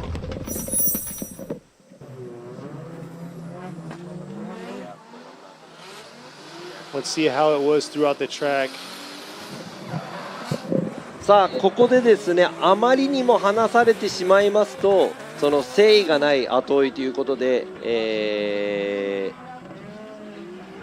良くない状態になることもありますが、そこまで離されている感じでもないので、花輪選手終始同じライン同じ角度なんですが、山下選手より、数台後ろにちょっと安全な感じで後追いをしていたのかなと思うくらいの走りでしたが、先行では山下選手も今日一の、走りを見せてきたと思います。やはりねミスを、後追いでミスを、犯してしまった部分、先行でなんとか取り返そうと、いう形で走ったと思います。Looks like he was trying to cover up his mistakes that he made as a chase car, and he did a very dynamic, beautiful lead run, but I'm not sure if that's going to be enough to cover his mistakes. Here you go, Robbie Nishida going with Hanawa.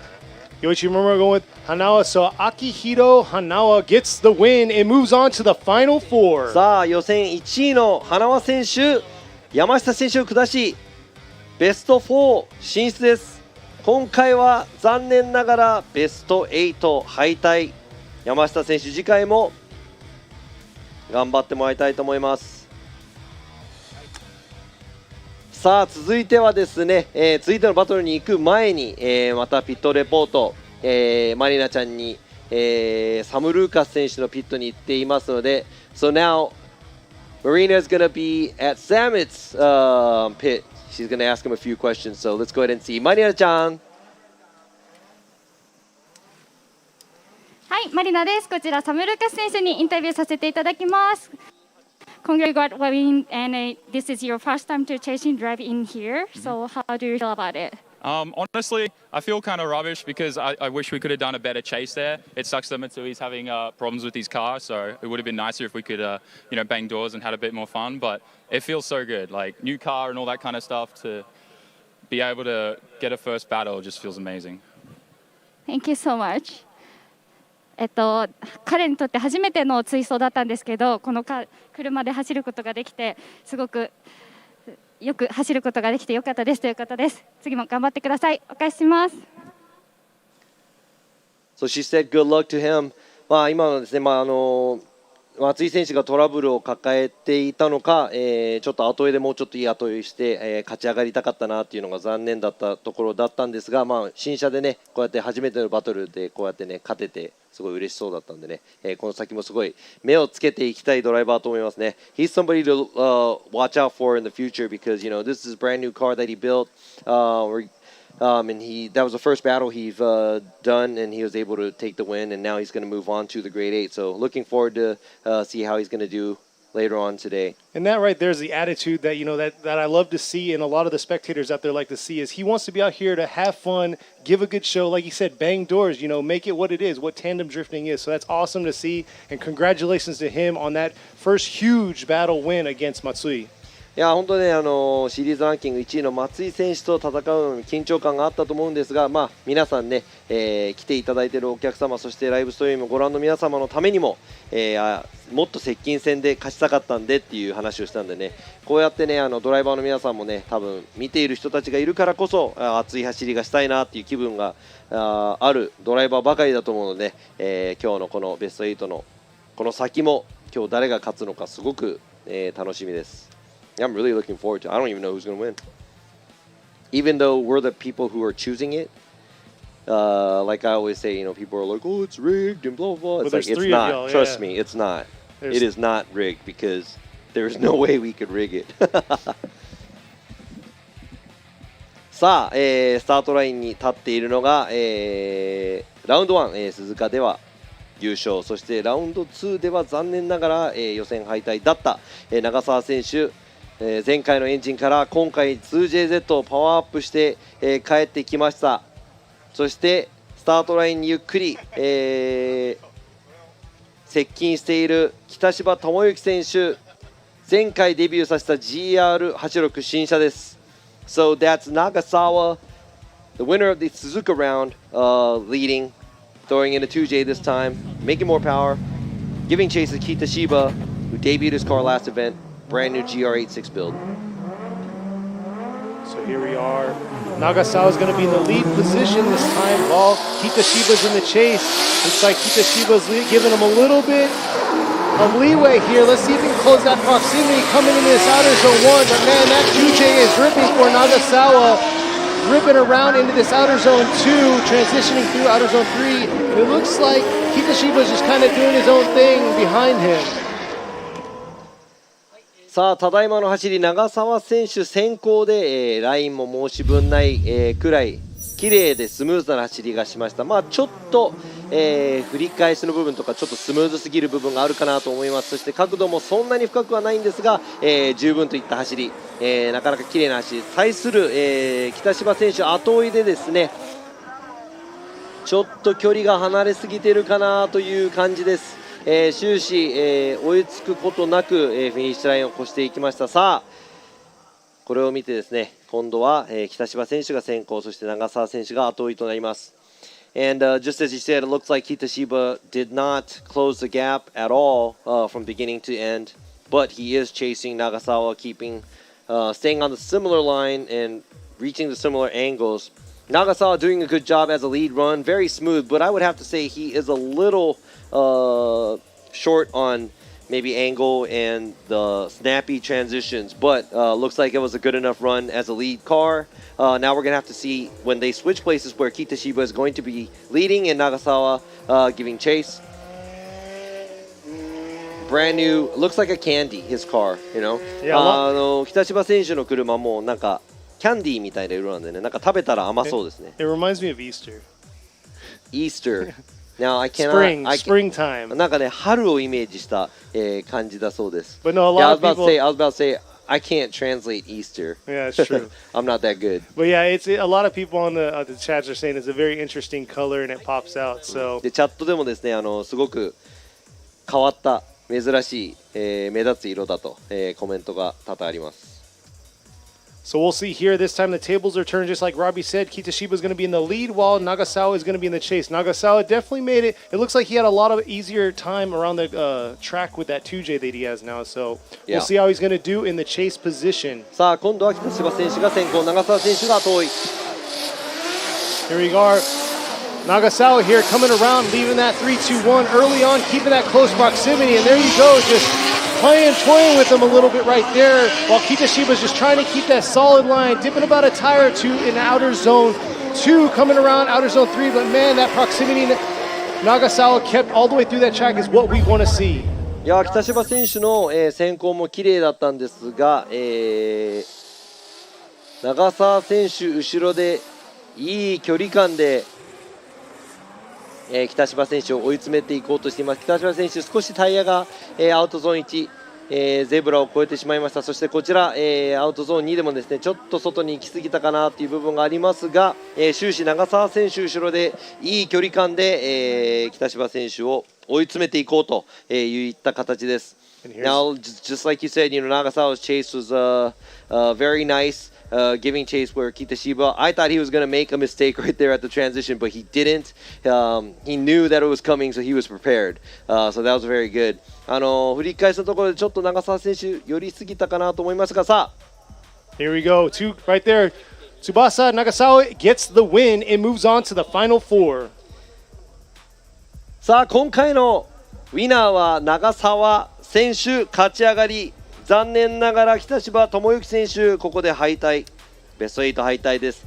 キャンディーカラーの、車両、次回も、期待していきたいと思いますが、It'll be interesting. Can Nagasawa knock out the number one qualifier? Because that's who he's going to be battling to get to the いや今の finals. グレート8トップ8でですね、戦った、長澤選手トップ4ベスト4に勝ち上がりですが、ベスト4の、対戦相手が予選1位の花選手なんでね、すごい見ものですが、ベスト4の話をする前に残りベスト4の枠が2つあります。そのうち1つを埋めるのは先行堀内選手か後追い高橋選手か。 Is it going to be 堀内 or Takahashi filling in that third spot of the top 4? Both 1Vias. Let's see how they're going to do. New generation versus old. 両者1ビア、1個は15、1個は13とパイロンタッチということで、仕切り直しスタート、再スタートしていただきます。The pylon touch by Horiuchi. It is going to be a restart. But yeah, like you said, I mean, it's kind of cool. You pick up the... I just look at the car as car A, car B. And you're like, oh yeah, it's a S15 1Via and S13 1Via. When I first saw this car, I mistaken the front end for a MR2 because it's got a short nose to it.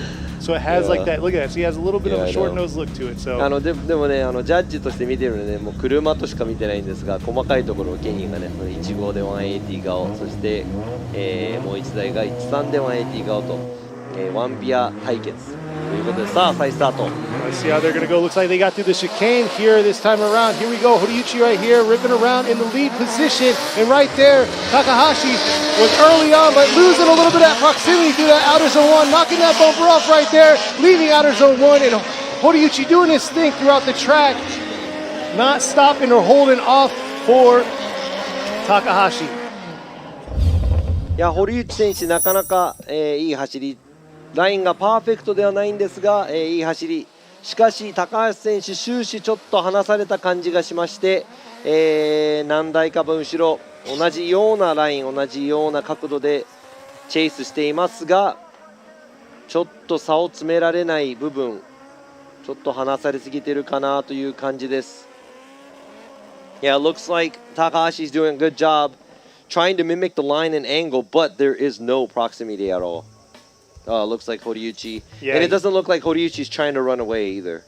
Yeah, that's the thing. Like, it looks like he got lost early on. Initiation looked good, but he kind of then throttled back a little. Yeah, exactly. There you go. You see the gap right there. ドローンからも見ての通り、ちょっと離されている、部分が目立ちますが、入れ替えてどういう風になるか見ていきたいと思いますが。But like we always say, you never know what's going to happen until you switch places because Horiuchi is going to be giving chase. Takahashi is going to be leading. 本当ね、この追走っていうのは、入れ替えて、どうなるか。最後ね、バトル2回走るまではどっちが勝つかワンモアタイムになるか全く予想がつかない、ワクワクするものなんですが。Yeah, Horiuchi was just doing his thing. But like we said before, like you have a good person that could do a good lead, but can they put it together and be a good chase with them? So here they are. They're going to be switching their roles this time while Takahashi's going to be in the chase position or the lead position this time while Horiuchi's going to be in the chase. さあスタートにつきました。今度は堀内選手が後追い、高橋選手先行。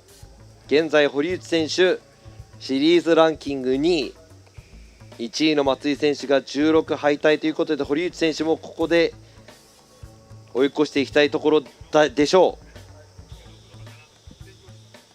Yeah, I mean, and Horiuchi's actually sitting in second in series, and the number one series ranking Matsui is knocked out at top 16. So I'm pretty sure Horiuchi's going to want to move on and move forward and make things interesting for the series. And Horiuchi was actually he finished second at Ebisu, so. そうですね。堀内選手もね、前回恵比寿大会、では準優勝といった、ドライビングなので。やっぱり表彰台乗ってきたドライバーなんで、やっぱり自信もついているのではないかと思いますが、そんな堀内選手を背に高橋選手先行でどんな走りをするか。Let's see here. Let's see how Takahashi's going to do coming around. Horiuchi right behind him. See if he can do that close proximity. Looks like he adjusted a little bit, and there they are coming around, ripping around. He had to take a smaller line by Horiuchi, trying to keep that close proximity to him. But just trying to keep that same angle. Look at that right there, diving in on him, coming in that outer zone 4, and really risking it there at the end. いや今のですね、まず進入のところで、高橋選手アンダーになりながら、振り出し、ここですね。ちょっと、すぐに角度をつけることなく、ハンドルを切っていったところ、そして堀内選手アウトゾーン1で少しちっちゃかったんですが、全体的にちっちゃいが、近いところに行こうという、作戦だったのでしょうか。So it looks like Takahashi doesn't initiate properly because he looked like he had to do a two-step cut-in initiation, number one. And number two, Horiuchi does take a smaller line, but he is a lot closer to Takahashi than Takahashi's chase run. So it's going to be kind of hard to judge. I'm not going to say one went. I already put in what I know one via one for sure. Yeah, one via one. One via が勝ったと思います。Oh, there you go, right there. Robin Nishio going Horiuchi. So there you go. Ryukota Horiuchi gets the win. さあ、自分そして今村ジャッジは堀内選手そして高橋選手に、票がいかずワンモアタイムということでクリス・ユールジャッジがワンモアタイムそして堀内選手、今回は多数決で勝ち上がり高橋選手残念ながら今回敗退。Let me go ahead and ask Chris on the one more time call. ちょっと、クリスジャッジにワンモアタイムのちょっと説明少しだけさせてもらいたいと思います。They both kind of equally screwed up their initiations. I thought Horiuchi was actually kind of worse and took away the ability for the chase car to do his job. So I didn't really hold that big gap for the chase car in the first battle. So I felt I just wanted to go one more time and see that again. そうですね、今のはですね、堀内選手も、高橋選手も進入でちょっと、ミスをしてしまった。そして堀内選手のミスが、高橋選手の、接近できないぐらいちょっと進入でミスをしてその後の勢いがなくなっちゃったんじゃないかなという部分で、ちょっと重く見て、ワンモアタイムということですが、今回は、多数決で今村ジャッジそして自分が堀内選手に入れたということで、堀内選手がトップ4見事勝ち上がり。さあ今のということで、堀内選手が4台のうちの3台目ベスト4。さあ堀内選手の相手になるドライバーは果たして前回チャンピオンを倒した平岡選手を倒した渡辺選手か、それかノリノリの、サミット選手シリーズランキング1位松井選手を倒したサミット選手か。I'm not trying to sway anybody or anything, but man, this chat is blowing up with Samet. 今ね、YouTube の、ライブの、コメント欄で、YouTuber なんでね、サミット選手のコメントに対してサミット選手の応援がね、すごいことになってます。I'm not gonna lie though, that's a lot of pressure though, I would say. でもね、やっぱりね、そうやってね、応援している人たちがいっぱいいればいるほど多分プレッシャーにもなると思うんでね、ここは冷静に、走ってもらいたいと思います。反対に渡辺選手もね、こういうドライバーを相手に、楽しんで頑張ってもらいたいと思いますが。And right there, you can see our fans that are out here. It's going to be a very exciting weekend. We have pro, and right now this is the top 16, actually the final 4 for FDJ2. But we're also going to have pro, so we're going to be doing qualifying later on today. So そうなんですね。ライブストリームご覧の皆さんもね、今日イベントあります。そして今午前中です。今 FDJ2 の決勝トップ16を行っていますが、この後午後から、FDJ の、予選、2本ずつみんな走ってもらうんですが、それもあるので、1回ね休憩を後で入れるので、その後また、ライブストリームをご覧になっていただいて、今度は FDJ、の、プロラウンドの、予選を見てもらいたいなと思います。And I want to say there's roughly, I want to say 52 drivers as the judges look at me in distraught of the amount of drivers. But yeah, 52 drivers are going to possibly be competing for that top spot. そうなんです。予選を、走るドライバーが確か50台ちょっとありまして、そこから32台に絞られるという、狭き門を、戦い抜いてもらう、予選今日午後からあります。さあもう準備も整ってきたかなといったところですが、まもなく、準備ができるそうです。So, there's a girl. 画面には女性の方が。But the viewers that are out there now, this is so Robbie, we have a one live going on for FDJ2. So Robbie's doing both, obviously Japanese and English. So thank you for viewing and bear with the translations that he has to do off of what I'm saying and then what he has to say to the crowd. You trying to say you don't appreciate this? You know. But we're also talking to the crowd out there, so we're actually on the PA system. So that's the reason why there's a lot of delays here and there. So, but looks like these drivers are ready to go and ready to rip. さあ。Here we go. 最後のバトル。サミット選手先行、渡辺選手後追い。Samit's in the lead. Look at that, real aggressive in his initiation through that 3-2-1. Watanabe trying to fight that cloud of smoke by Samit, but Samit just laying it down. Them 80-09s ripping into outer zone 3, shredding those tires and knocking those pylons all over the place. And man, Watanabe was fighting the whole time through those clouds. さあ、渡辺選手、後追いでよく煙の中見えたなと思いますが、サミット選手、もうほぼ踏みっぱなし、ちょっと、左足ブレーキ、アウトゾーン1から2の方、使いながら、走っていましたが、もう渡辺選手、近い状態ではない、サミット選手先行で角度もいい、踏みっぷりもいい、すごく迫力がある、先行の走りでした。That was a very stylish run by Samit leading. That was a lot of throttle, a lot of angle, and I'm going to have to say the line was pretty good throughout the track. So that was a pretty solid lead run by Samit. That's probably why he did qualify 6th for qualifying. But great job by the lead driver. And Watanabe looks like he was trying to keep up with Samit.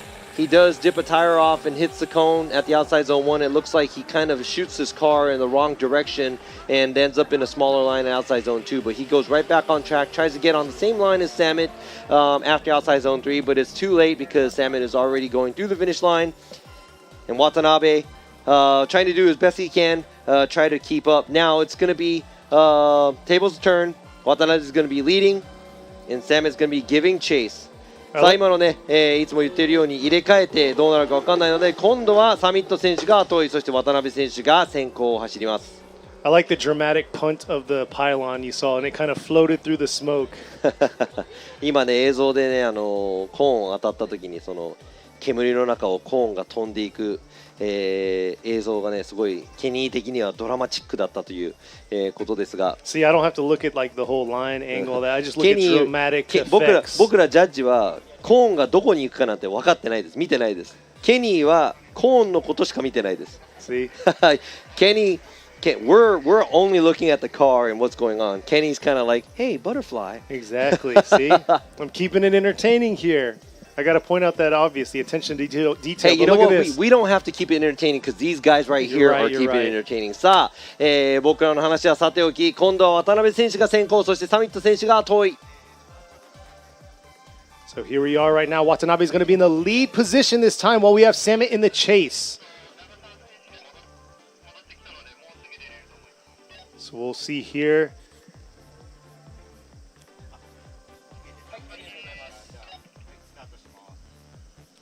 Well, there you go. There, you know, it's always like, oh, we're waiting on the judges. It's not us. Yeah. It's not us. FDJ, FDUS, everything. It's not the judges. All right, let's go. Here we are, getting the green light, coming through the chicane right here. Watanabe in the lead, going again. Samit here in the chase. Samit going to try to keep that close proximity early on. And here he is, holding on. Looks like Watanabe struggled a little bit through that outer zone 1 right there. And let's see how he's going to connect the rest of this track while Samit right there is just trying to keep that proximity but getting a little lost there on the second part of that track. さあ今のは渡辺選手先行。ちょっとサミット選手全体的に最初はよれていたんですが、どんどん離されていく感じ。しかし渡辺選手アウトゾーン1、アウトに寄り切れず、アウトゾーン2もちょっとアウトに寄り切れない状態。ちょっとラインが全体的に小さかったかなという感じがしますが、サミット選手終始同じくらいの、距離感 Yeah, まあちょっと大きめのラインを走っていたんですがね。Yeah, it looks like Watanabe took a real shallower line. Yeah, he did take a smaller line throughout the track, but I would have to say, I mean, Samet was on the lead car line, but what we want to see is the chase car mimicking the lead car. So if the lead car takes a shallower line, I think the chase car should too, but Ravi Nishida and Yoichi Imamura and Chris Yule are going to go right to Sam Lucas. So Samet gets the win and we'll be moving on the final spot for the final four. さあトップ4最後の進出者、今回勝ち上がりサム・ルーカス選手、渡辺選手下しトップ4ベスト4へ、駒を進めました。So there you go, Samet makes it up to top 4. And you can see right there celebrating and happy. Yeah, that's a lot of happiness going on in the car. さあ今のね、喜び具合も多分皆さん感情的になっているところが見受けられると思いますが、現在映像に映っているのはバーンアウトボックスで若手ドライバー2名、花輪選手と長澤選手、You can see right there. ベスト4の、最初の戦いですね。準決勝の最初の戦い。There you go. Both drivers ready to go in the burnout box. Hanawa right there finishing off. And then you got Nagasawa right behind him.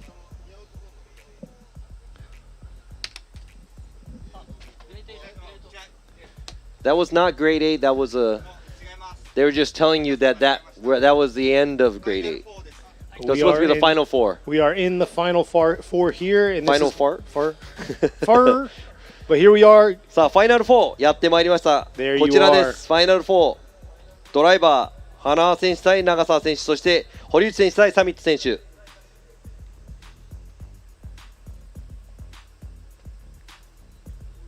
There's the pits right there. So drivers are ready to go, driving up. I was going to explain a little bit about the pits, but they're set up behind the actual pro drivers.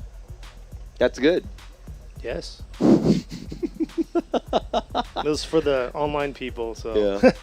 They're probably like, I don't care about the pits. Let me see some cars drive. One moment, guys. They're almost ready. Sorry, guys, for the delay. And you know what I will have to say? I don't want to bring it up because of, you know, you're going to punch me again. But then the fog isn't bothering us this time, and I'm happy. いや本当ですね、今天候も、ギリギリ大丈夫な感じで、もう本当昨日はちょっと困った感じでしたね。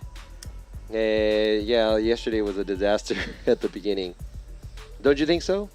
Yes, I just love being live because if you say something wrong. Oh yeah, exactly. Everybody's I love the comments, guys. Yeah, man. Go ahead, guys. Keep roasting Kenny. Keep roasting him. いやライブなんでね、僕らもね、人間なんで。アナウンスでも間違う部分があると思いますが、そこは、ご了承いただきたいと思いますが、今ね、最終確認しています。They look like they are trying to close his door? What's going on right here? Exactly. Hanawa's in the blue S14. He will be in the lead. He got our #1 ranking for qualifying. He's going to be going against Nagasawa, which has a brand new power plant under the hood, 2J, ready to rip. Also winner from Suzuka. Yes. さあ、花輪選手予選1位、どこまでいけるのか。そして長澤選手新しいエンジン、そしてパワーアップした形で、鈴鹿ラウンド優勝ドライバーが今回どこまでいくか。ファイナル4準決勝1つ目のバトルスタートです。Here they are coming in. Hanawa coming up in the lead position up to the 3-2-1. But right there you can see behind him Nagasawa keeping that close proximity early on. And look at that, dialing it in, keeping it, holding it all the way through outer zone 1 right there, carrying it into outer zone 2. Beautiful proximity. Can he carry it through the rest of the track here in that tight zone, rolling up to outer zone 4? さあ今の先行花輪選手アウト寄り切りいい角度アクセル全開ずっと走っています。ちょっと角度が少ないけど、終始近い場所に、車両を置いている長澤選手、ここでもちょっと戻りかけたんですがなんとか車両を近づけて、同じ角度に揃えようとしていますがここで少し離されしかし最後に追いつきいや本当ドッグファイトです。It's like watching a dog fight. I mean, Hanawa doing a great job as a lead run. A lot of angle, a lot of throttle. Looks like Nagasawa kind of corrects himself leaving outside zone 1, takes a smaller line, but tries to catch right back up after he leaves outside zone 3 as well. He was just watching himself at the transition so he doesn't dig his own grave right there. まあ今のですね、長澤選手多分ね、アウトゾーン2から3、一番ミスが大きいところをちょっと大切にしすぎちゃった部分、少し離されていったのかなと思いますが、お互い、なかなかいい走りができたと思うので、今度は入れ替えたらどういう走りをするのか楽しみです。Looking forward to how Hanawa is going to do now when he gives Nagasawa chase. Exactly. Hanawa's been doing a phenomenal job, but we're going to have to see how he's going to do in the chase position this time in his Wise Factory Eternal with Speedmaster S14, while he's going to be chasing down Tsubasa Nagasawa in his Tsubasa Shokai with Hardcore R32 Skyline.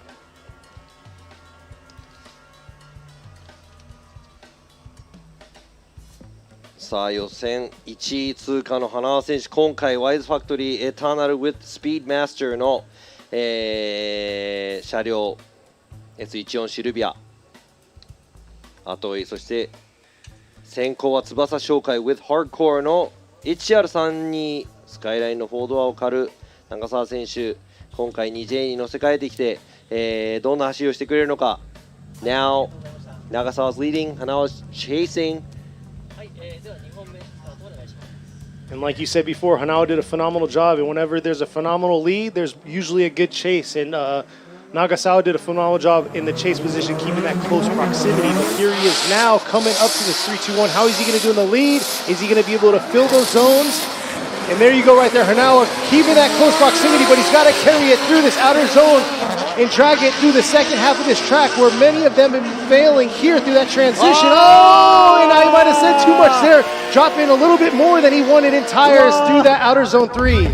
花輪選手、煙に巻かれたのか、行き場を迷子になっちゃったのか、よく、ドリフトで煙がいっぱいあるときにあることなんですが、ここ、長澤選手、ちょっとスムーズではない、進入、そして、アウトゾーンに寄り切れてない、アウトゾーンにも寄り切れてない、そこで振り返しが大幅に遅れて、なんと花輪選手、コースアウトしてしまいました。It's almost like he got lost. He got lost in the sauce. I mean, that's a major problem. Depending on the course layout, if it's something that's not, if you're not turning into, like if it's not like an oval track or if it's not a circle track, usually you don't get too lost in the smoke. But this time it did look like Hanao was in a bad position. He placed himself real bad where he got lost in the smoke of Nagasawa, and that was 4 tires off at outside zone 3. So that's pretty much an incomplete for the chase car. さあ今のはね、残念ながら花輪選手後追いでタイヤ4本、アウトゾーン3でコースアウトしてしまいました。一応ね、このサイバイサイドの、ビューを見ていきたいと思います。これを見て、花輪選手タイヤ1本脱、長澤選手ちょっとラインが小さい、そしていやー、ちょっとアウトゾーン3、左の前のタイヤももうラインを越えていたんじゃないかぐらい、まあ、4本ではなくてね、フォーミュラドリフトはね3本タイヤで、コースアウト、フルにコースアウトという形になってしまいます。And you know, that was almost 4 tires, I think, but I mean, if it's official that 3 tires off is going to be an incomplete. Here we go, Ravi Nishida going Nagasawa. Yoichi Imura going Nagasawa, and Yul going Nagasawa. So Tsubasa Nagasawa gets the win, and he will be going on to the finals. さあ今回長澤翼選手、なんと予選1位の花輪選手を下し決勝戦進出です。おめでとうございます。残念ながら花輪選手ここで敗退ですが、ベスト3の戦いがないので、予選1位だった花輪選手はもう表彰式、表彰台確定という形になります。So he solidified his spot. Exactly, because he was qualified. He qualified first. Hanawa is going to be on the podium regardless. さあ今シーズンですね、長澤選手これで決勝進出が2度目、1度目が鈴鹿ツイン、開幕戦の鈴鹿ツイン見事優勝を飾ったラウンド、そして今回、前回恵比寿ラウンドでは予選敗退、そして今回は、また決勝進出、新しいエンジン、2JZ に乗せ替えてパワーアップをした長澤選手が、帰ってまいりました。さあ準決勝の2つ目のバトルですが、こちらも、面白いバトルになりそうです。So the next Final Four battle is going to be interesting too, because we have Sam Lucas, a huge YouTuber. He is in the Final Four. Brand new car that he's driven from last event. He didn't qualify last time. This time he made it and beat the #1 ranking driver, Matsui. Also beat Watanabe coming into the Final Four, and he is going against Horiuchi, where he is Horiuchi is FDJ2 currently second place, and also won second place at Ebisu Round last event. So he knows how it feels to be on the winning streak. So let's see if Samit's going to take out the #2 ranking driver. And on top of that, Horiuchi ranked second in qualifying, which means Samit has to knock him out to make sure he solidifies the spot. Exactly. さあ、こちら, or it doesn't matter because Hanawa was already third. That's what I'm saying. Like so Horiuchi doesn't. Samit has to get up in there. So we'll see here. Oh no, they have either one of them has to win to make it. So yeah, because we already know who third place is. So Horiuchi being second doesn't really matter. I'm sorry, I got lost in what you're saying, but さあ今回ですね、表彰台に乗るためにはこのバトル絶対に勝たなきゃいけないところ。堀内選手、昨日の予選も2位、現在ランキング2位、前回のイビスでも2位、そして前回から出場のサミット選手、調子いいです。なんかね、この2台似てるのでいい戦いが見れると思います。They're similar, so it's going to be pretty good. I'm really looking forward to this. さあ、花選手先行、サミット選手後追い。Horiuchi in the lead here, Samit on the chase. Here they are coming up into outer zone. Oh, Samit making a huge correction there, coming up to outer zone 1, collecting himself here, trying to get this second half of the track, and Horiuchi just doing his thing that he's been doing the whole time, making it happen. But 今進入で大きなミスを犯してしまったサミット選手、サイドが効かなかったのは何かトラブルなのか。Maybe his e-brake didn't work or something. It just kind of looked like, oh no, he did initiate. Then something happened where he was a huge correction at the initiation. Hanawa leading. Looks like he's doing a good job trying to fill all the zones. A little later on outside zone 3, but pretty much good enough angle. But man, that's a huge mistake made by Samit. さあ今のね、花選手先行で、なかなかいい走り、角度もついてます。そしてアウトゾーンにも寄ってます。アウトゾーン3、ちょっと入っていくのが遅いかなというぐらいなんですが、後追いのサミット選手、進入でのミスをカバーするために頑張っていたのですが、ちょっと、大きなミスを犯してしまった。So here they are. They're going to be turning the tables. Anything can happen. So exactly. A lot of people are discouraged on the chat, but anything can happen. We have seen it all. でみんなね、うわー残念とか、どっちかを応援しているドライバーはそう思っていると思いますが、ドリフトは、追走なんでね、入れ替えてどうなるか全くわからないです。花選手でもね、ちょっとミスをしなさそうな予感。でも先行これでサミット選手も大きいミスを抱えた状態なので先行ですごい走りしてくるかもしれないです。I mean, Samit's sitting on a major mistake right now, so I think he's going to do something crazy as a lead car. Yeah, he's definitely going to have to do something to trip up Horiuchi, but Horiuchi has been doing a phenomenal job all weekend, and he's going to make it tough for him to knock him down. So here you go. さあ入れ替えて今度はサムルーカス・サミット選手が先行、そして堀内選手が後追いです。Here you go, Sam Lucas in the lead with a Salmon with Gamer Sub S15 while he's going against Ryukuto Horiuchi and his Horiuchi Factory S1 Via right here. It looks like they got a jump. Yeah, I think Salmon jumped the light, so they're going to restart. さあ今のは、ちょっとフライングしたみたいなのでリスタートとなります。さあ準決勝、とても楽しみなバトル。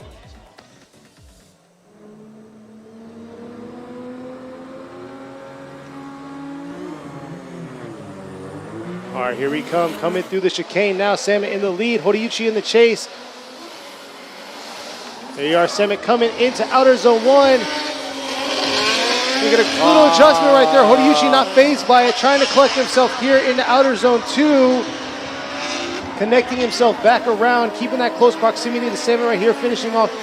Not able to get all the way out to that outer zone 4. なんか車の調子が悪いのかトラブルなのか、ちょっと先行でも不完全な走りをしていったサミット選手対する堀内選手後追いで、冷静に対応していっています。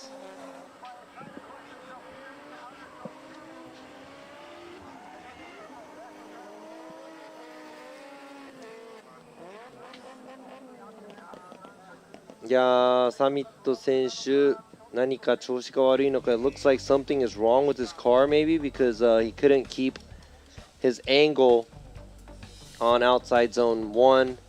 Huge correction again, and after outside zone 3 it looks like he's down on power or something. Man. Yeah, it was definitely a change in his driving because he wasn't throwing the smoke that he was earlier, and he wasn't controlling the car like he was through the zones.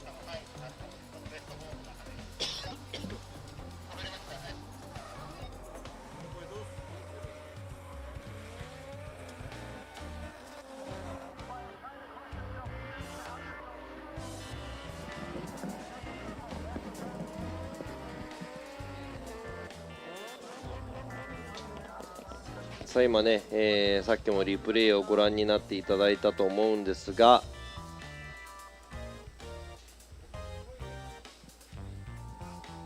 今ですね、状況を説明させていただきたいと思いますが、ち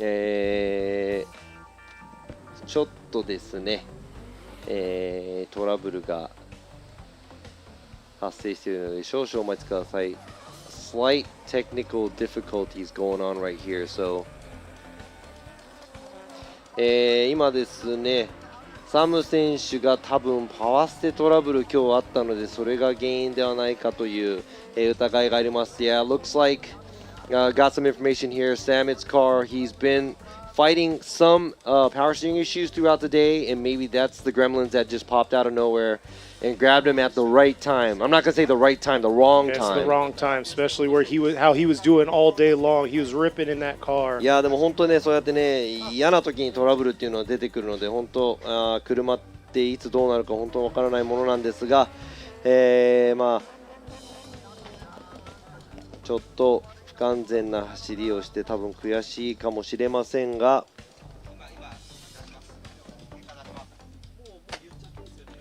Here they are. Looks like they're ready to go to get the results.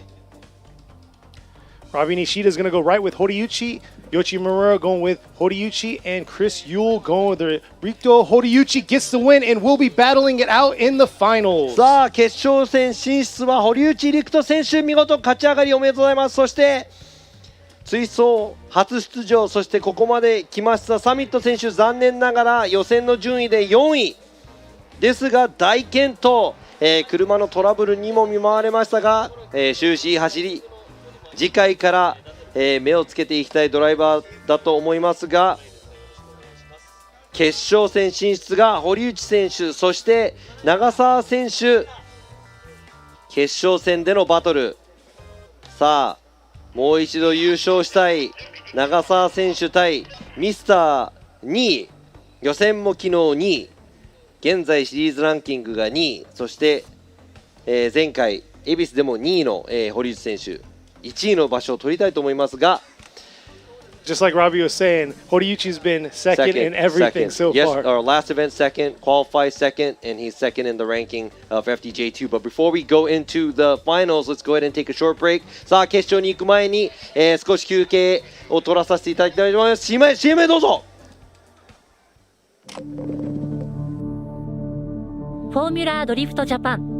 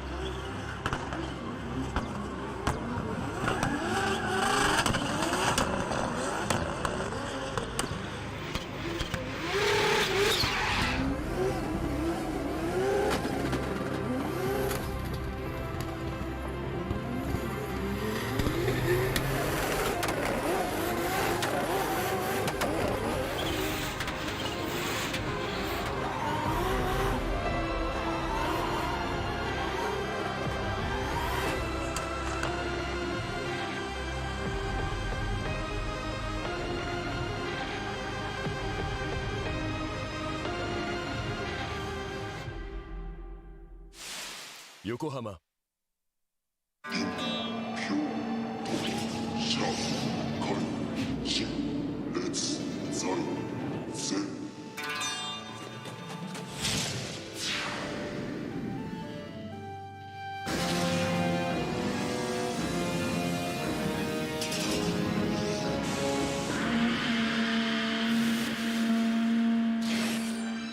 Ultimate lubricant. Mortis.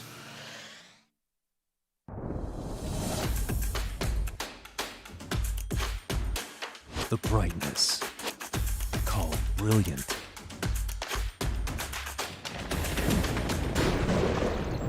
Valendy. What's up, guys? It's Frederick Gospo, and I use RSR suspension on all my drift cars. I love RSR. Iyo RSR Ichiban. ねえねえ、雨の日の運転って5倍くらいも事故が多いんだって。安全のためにもタイヤは雨で選ばなくっちゃ。横浜タイヤなら雨でもよりちゃんと止まれるタイヤがたくさんあるんだって。やる。タイヤは雨で選ぼう。横浜。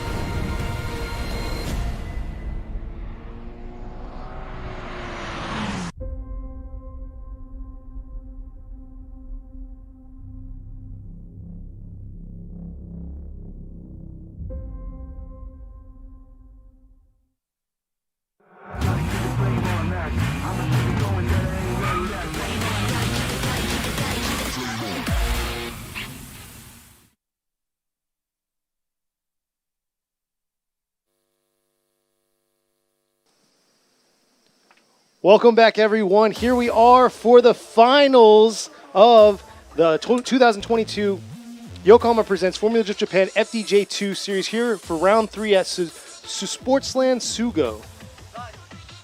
さあ2022年とうとうやってまいりましたよ。決勝戦で横浜タイヤプレゼンツ、フォーミュラドリフトジャパン FDJ2 ラウンド3スポーツランドスゴ決勝戦です。 They all saw you with the mic thing, so it's all good. さあついに決勝ファイナルなんですが We're finally here at the finals and it was an exciting weekend. Well, we're still in the middle of it, so I'm not going to say that it was. It is an exciting weekend. さあ今週末すごいエキサイティングな週末の幕開けで、今回決勝まで参りました。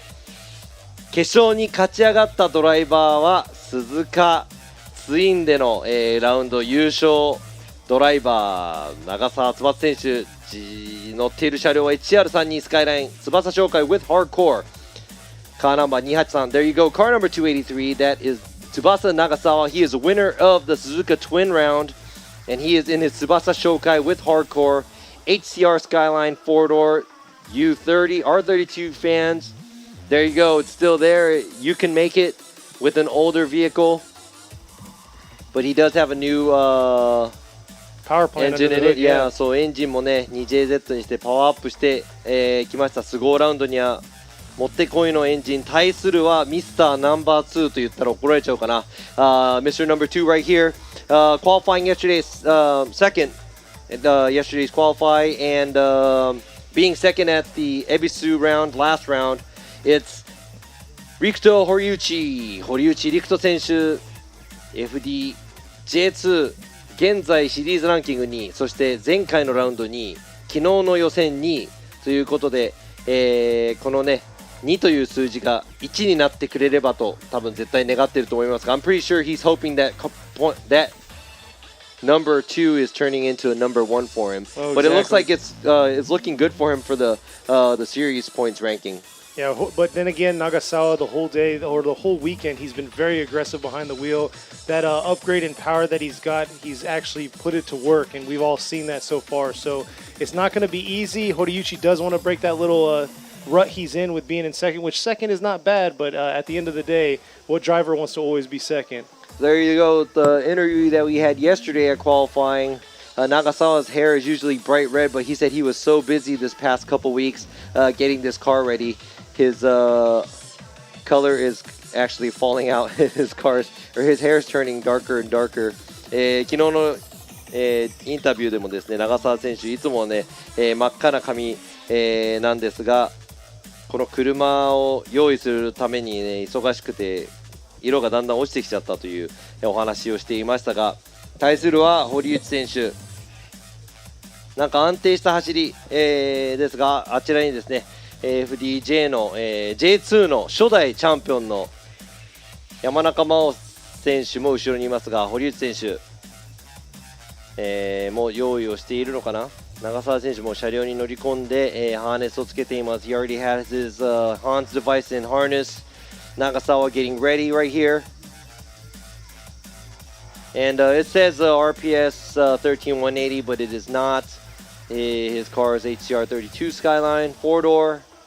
I mean, that's what's cool about it too. It's not the 2-door, it's the 4-door. Exactly, the big body. And look at it, you can see he's excited, smile on his face, and he's ready to rip. There's no nerves in that smile right there. いや、なんか緊張感があんまりない、なんかね、ゆったりしてる感じ。長澤選手もね、リラックスした、感じですが、こちらもね、堀内選手リラックスしてるように見えますが。そうですね。あれ、まだですか？ね、まだ乗り込んでない。ピットにいるんですが、さあドライバーもね、もう2人でだいぶなんかあれですね、決勝前を楽しんでる感じがしていいですね。いいですけど、いい笑顔、いい笑顔。もう多分見てる方は早くバトルが見たいと、思っているかもしれませんが、まあだけどやる側はあれですよね。まだこのやる前を楽しみたいっていう気持ちが絶対ねありますから。そうですね。今楽しんでるじゃないですか。They look like they're enjoying the time before the battle, but some of us do want to hurry up and watch them drive. 周りに頑張れって言われてる雰囲気をね。そうですね。楽しんでると思いますよ。I love the polite rush to that. Yeah. No, Imamura said, you know, they're probably enjoying the moment where, you know, everybody's probably like, you know, yeah, let's go. You know, this is, you know, the whole mystery of who's going to win and how they're going to do. They're enjoying this time. And now, there you go. 堀内選手が、ヘルメットをかぶっている姿が、見えますが。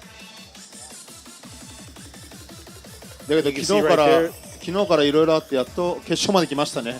いや本当に昨日の予選からね、はい、見ると本当になんか始まりが大変だったけど。Just as Imamura said, we had so much going on since yesterday, and we're finally here at the finals. I mean, he's probably talking about the fog and the delay and the 4.5 hours of. I was just going to say that if y'all didn't view in on that, that was 4.5 hours. And, you know, I took it off of somebody on the live chat. They said, you know, it's like a podcast of Formula Japan, because that's what it was. We broke it down to keep it entertaining for y'all, and you know we had pit reports going on. You got to learn a little bit about the drivers. So いや本当ね、昨日の、霧のせいと言ったらおかしいんですけど、ディレイで始まって最初の2時間を埋めなきゃいけないっていうちょっと本当ですよ大変だったんですが、なんかねそのおかげでちょっと時間が空いて、やっぱインタビューをしたりとか、ドライバーのことがもうちょっと見れたかなっていう。普段が見れたから、面白かったですけどね。なんでね、何でもピンチをチャンスに変えるという、考えてみんなでいきたいと思いますが、さあこのバトル今村ジャッジはどういう風になっていくどちらと思いますかね。も先行が非常にいいんで、まあ、先行はしっかりと走ると思うんですけど、まあ、あと後ろに回った時にどれだけ落ち着いてね、走れるかではないかなと思うんですけど、長澤選手がちょっとあまりね頑張りすぎなければいいかなと思いますけど。そうですね、今ピットが隣同士ですが、 just like Imamura said, I said, we're talking about yesterday's situation and being able to learn a little about the drivers, and I asked Imamura how does he think this battle is going to go, and he said both of the drivers does a great job as a lead driver, so it's all going to come down to how they're going to give chase, and as long as they don't how can I say it, get a little I don't know, too aggressive or overcook anything, do a little bit too much, should be all right. But it's really hard to say who's going to take it and not. And here we go right here next to me right here, we got the Terminator right here. It's Chris Yule with his shades.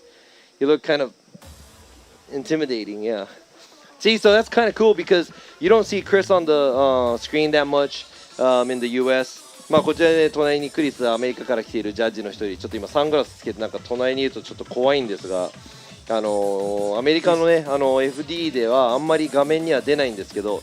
So what's your take on this, the finals and overall? It's getting pretty exciting. Like, as I always like the progression as we go through the bracket, the tandem gets better and better and better, and I really hope the final delivers, because sometimes we don't get to see that, but I really hope this delivers. 今のねここまで来ての感想なんですが、クリス・ジャッジはいつも、こうやってねだんだん良くなっていく、その走り、各選手の走りが、回を追うごとにどんどん良くなっていくっていうフィーリングがすごい好きで、たまにね決勝であれっていうね走りになるところもありますが、今回そうならないような熱い走りで、決勝戦が見られればなと、言っていますが。 Hopefully he didn't jinx the whole process of it all. I know. Thanks, buddy. But sorry, I'll take that one on the chin. Whenever you actually put him in or showed him on the screen, I thought he was sleeping, trying to fight that jet lag still with his glasses on. Oh, wait. Let's do this. Still fighting that. So I could do this and... Well, you can't bobble your head. It's got to be straight up. And you don't have an excuse anyways. He does. Oh, yeah, that's right.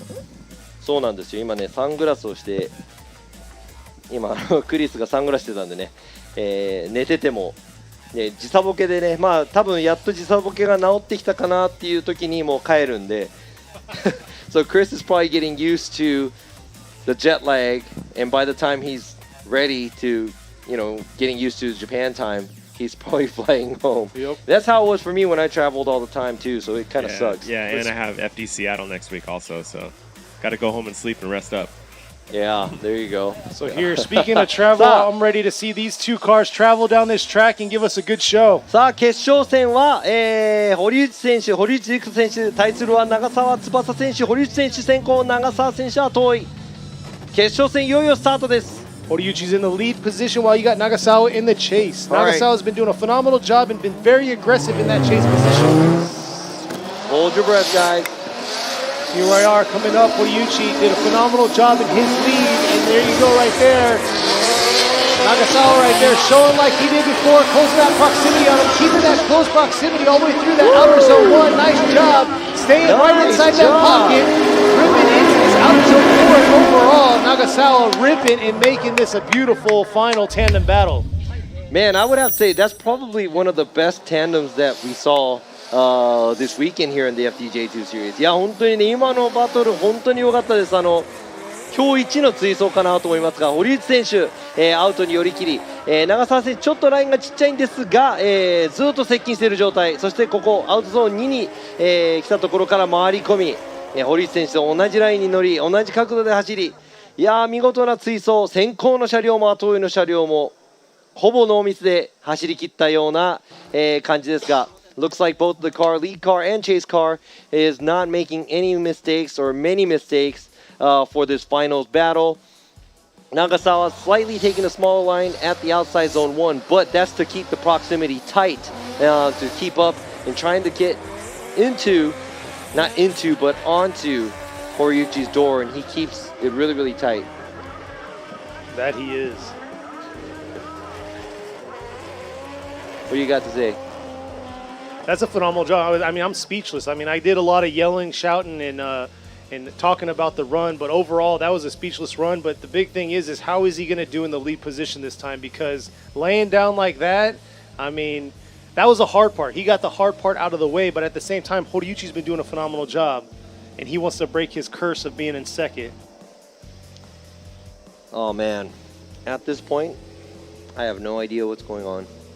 いや、今の時点でね、ジャッジとしてはもう本当にどうなるかもう全然わからない、感じですが、まあ先行走るのと後追い走るのと全然違ってくるので、今度は堀内選手が長澤選手の後ろでどのぐらい寄せきれてどのぐらいうまく追走ができるか、そして長澤選手が先行で堀内選手ぐらいの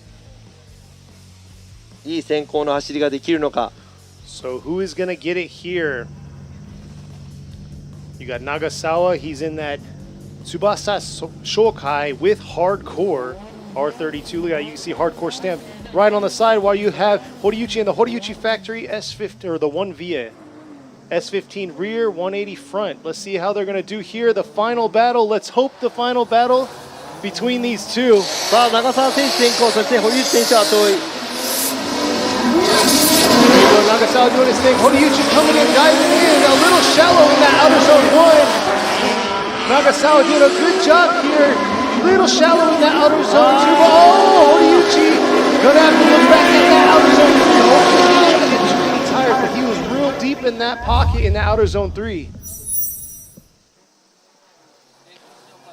さあちょっとですね、先行の長澤選手アウトゾーンに出過ぎちゃった部分ありました。そして長澤選手、こちらアウトゾーン1、ちょっとアウトまで寄り切れてない感じ。そしてアウトゾーン2もですね、フルに行けない。しかしアウトゾーン3、ちょっと飛び出過ぎた形になりました。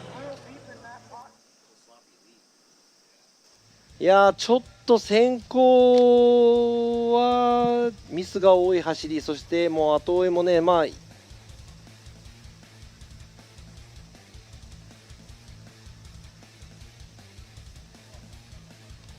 ちら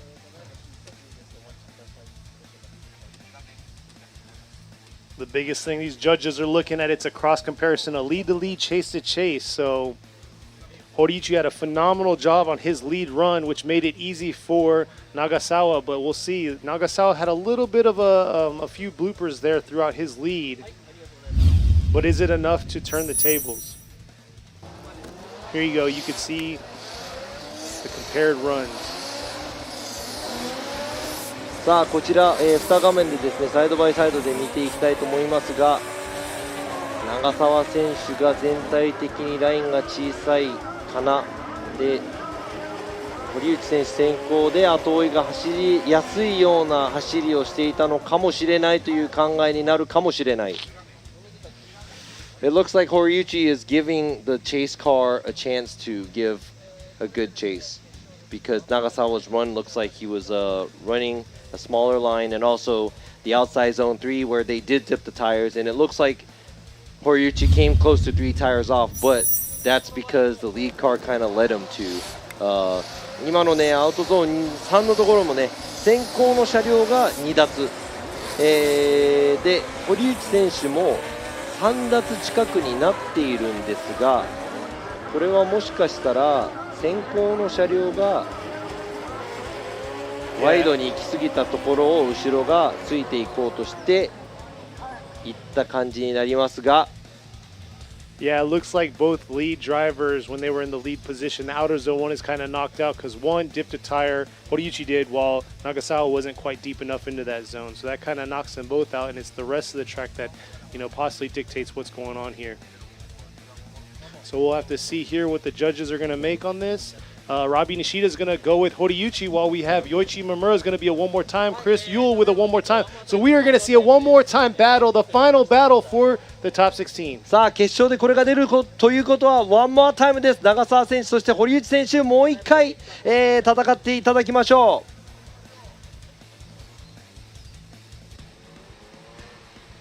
う。ささあ自分は先行の車両が後追いが走りやすいラインを通ったということで、堀内選手に評価、そして、同じく、両方どっちもどっちかなという感じで、クリス・ユールジャッジ、そして今村洋一ジャッジがワンモアということで多数決でワンモアタイム。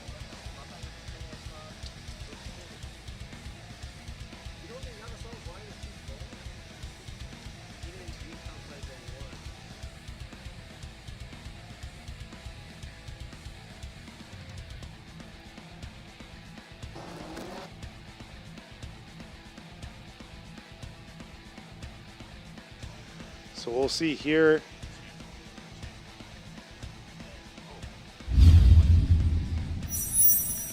Trying to check out this replay once again between these two drivers to really see and dissect what was going on. Even though it is a one more time battle, but you could see here both of them.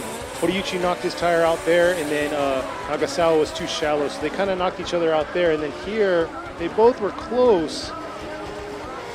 Nagasawa barely a little bit shallow on that outer zone too, but it was a back and forth situation. So obviously most of y'all out there can see the one more time battle and how that panned out.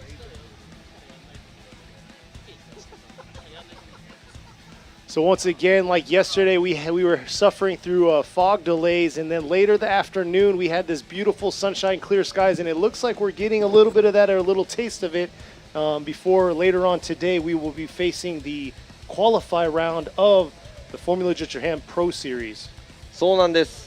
今ですね、また決勝、ワンモアタイムなのでもう一回戦ってもらいますが、これが終わってからですね、少し間空いて、FD ジャパンの、予選2本ずつ、50台ほどなんですが2本ずつ、走ってベスト32の、位置づけを、今日、午後決めていきたいと思いますが、ご覧の通り、車両今スタートラインに戻ってきたところです。 Looks like the cars are back to the start line。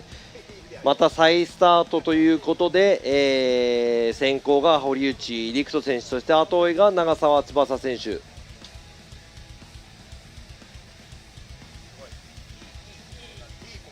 と何か今、伝えていますが、車の下を覗き込んでいます。 I think something was hanging under the car earlier too。 さっきもちょっと俺見てたんですけど、なんか車の腹下何かが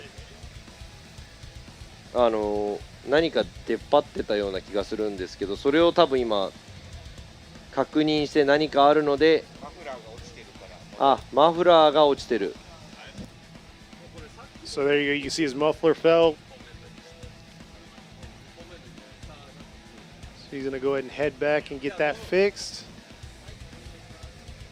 ということで、長澤選手、マフラーが、落ちているということで5分間ルール、ピットの方に持っています。So that's gonna be a competition timeout by Nagasawa. It looks like his exhaust is hanging, but I think I saw it when they started the battle. When you could see from the far away camera underneath the car. It looked like something was hanging, but it's gonna be a competition timeout.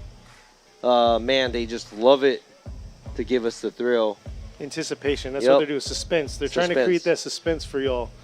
But like I said before, after this, we're going to be in a little bit of a, what is it called, break, I guess you could say, lunch break for us, because it right now is about 11:51, and then we'll be rolling into 50-something car qualifying, and you can see the excitement right there in the judges' faces, looking at about 100-plus runs. And I'll be talking about it. Hopefully I won't talk too much while Robbie has to translate all that. You keep, I mean, I'm on the PA too, so I got to tell him what's going on, and you keep going, so I can't do it. And I said it on the mic right now because I always warned Kenny, but he gets carried away. But I'm so used to our own ごめんなさいね、 side. ケニーに何度も言ってるんですけど、ケニーがずーっと英語で話すと僕も訳さなきゃいけないんで、あまり長く話すとね、皆様に何を言ってるかお伝えできなくなってしまうので。You didn't want to translate all that? No. Well, I did, just the end part. Okay. Because I don't even know what we were talking about earlier. His memory's getting to him. No. You went on for a good 5 minutes. いや、このね、ワクワクをね、誰が勝つのか、ワクワクさせてくれるところ。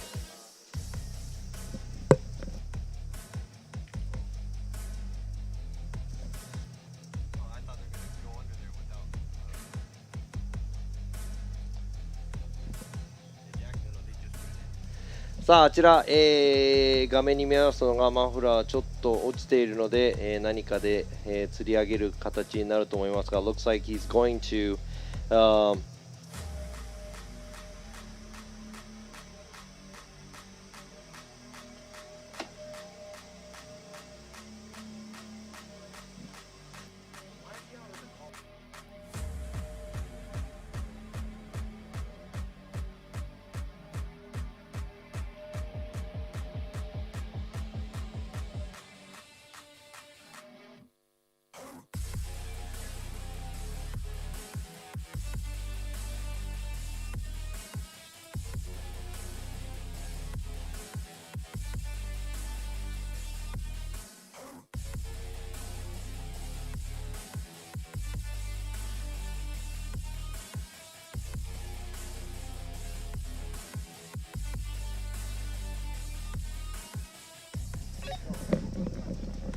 さあ今ですね、ちょっとコースインしてきた車がすぐにスタートに戻ったのではなくて、あれは一応1走目が終わって、ワンモアタイムの間の休息ということで、なぜかスタートラインに戻ったのでちょっと混乱が起きたんですが、今のは再スタートワンモアタイムのラインナップではなくて、まだラインナップしてなかったということですね。なので今、両者とも準備を進めているところなので、5分間ルールでもありません。So that's not a competition timeout because somehow the drivers made it to the start line for some reason and they lined up and they talked to the starter or whoever it is to say, hey, look under my car, which they should have just went back to the pits. So I don't know what's going on either. It's a little mixed up, so we're still waiting. It's in between the rounds one more time. So it's not a competition timeout. Yeah, they're between their one more time battle. They haven't gone back to the pits and everything. Because I was gonna ask, is he swapping his tires out or what's going on here? So you can see right there. Yeah. So what? But why would you go to the start line to ask if your exhaust is hanging? Like, I'm sorry. Good question. I'm just yeah. いや今のご覧になってる選手の方もそうなんですけど、とりあえずワンモアタイムになったら1回ピットに戻って、マフラーが落ちているかどうかっていうのは、ピットで確認してもらいたいと、スターターに聞くことではないということですね。But yeah, you can see right there, he still has a stock tank. So some of these cars are very, they still have some stock features to it. And some do still have like full interior or whatever you want to say. But yeah, these cars are definitely unique in the FDJ2 series. さああまりね競技では見ない4ドアの R32 スカイラインに乗る長澤選手、そして、FDJ2 ならではの、スタイルといった、車両たちがね、ありますが、今堀内選手、スタートラインに戻っていくところ、そして、マフラーを吊り上げた状態、そして水分などを補給している長澤選手ももうすぐ準備ができているところ、だと思います。さああちらですね、多分、車両を冷やすため、ラジエーターとかを冷やすためのウォータースプレーヤーなのかなに水分を入れていますが、まあもちろんね、このジメジメした天気ですと、やっぱり車の水温も上昇してしまいますのでね、間が空いてない分車を冷やす時間もないので、そういった車作りも必要と、いった形ですね、競技では。And as you can see, he was probably filling up his water bottle as probably his water sprayer because it is very humid and there's a lot of heat coming out. The cars are probably running hot and there's not much time in between, so the car build has to be compatible with this heat as well, because you're going to have to run 2 consecutive runs, and also there's a time limit for you to be back out on track and try to do another run. And I know these cars produce a lot of power, they probably produce a lot of heat, so you got to make sure that you want to keep the cars cool as well as the cars and the drivers being cool. So it looks like Horiuchi is rolling up to the line now, ready to go. さあ堀内選手の車両がスタートラインに、戻っていったところですが、対するは、長澤選手。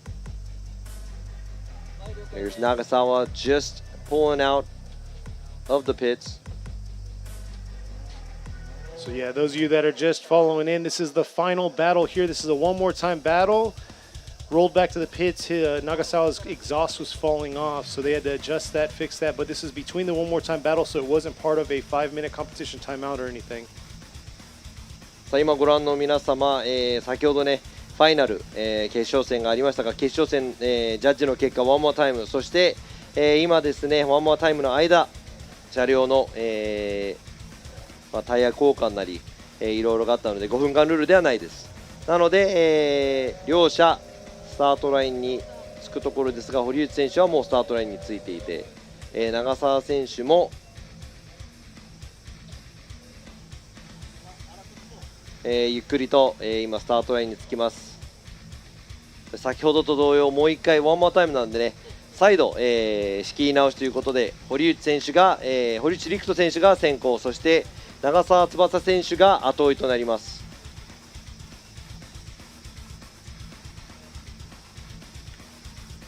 Both cars lined up and ready to go for this one more time battle. Who is going to be the winner of round 3 here at Sportsland Sugo?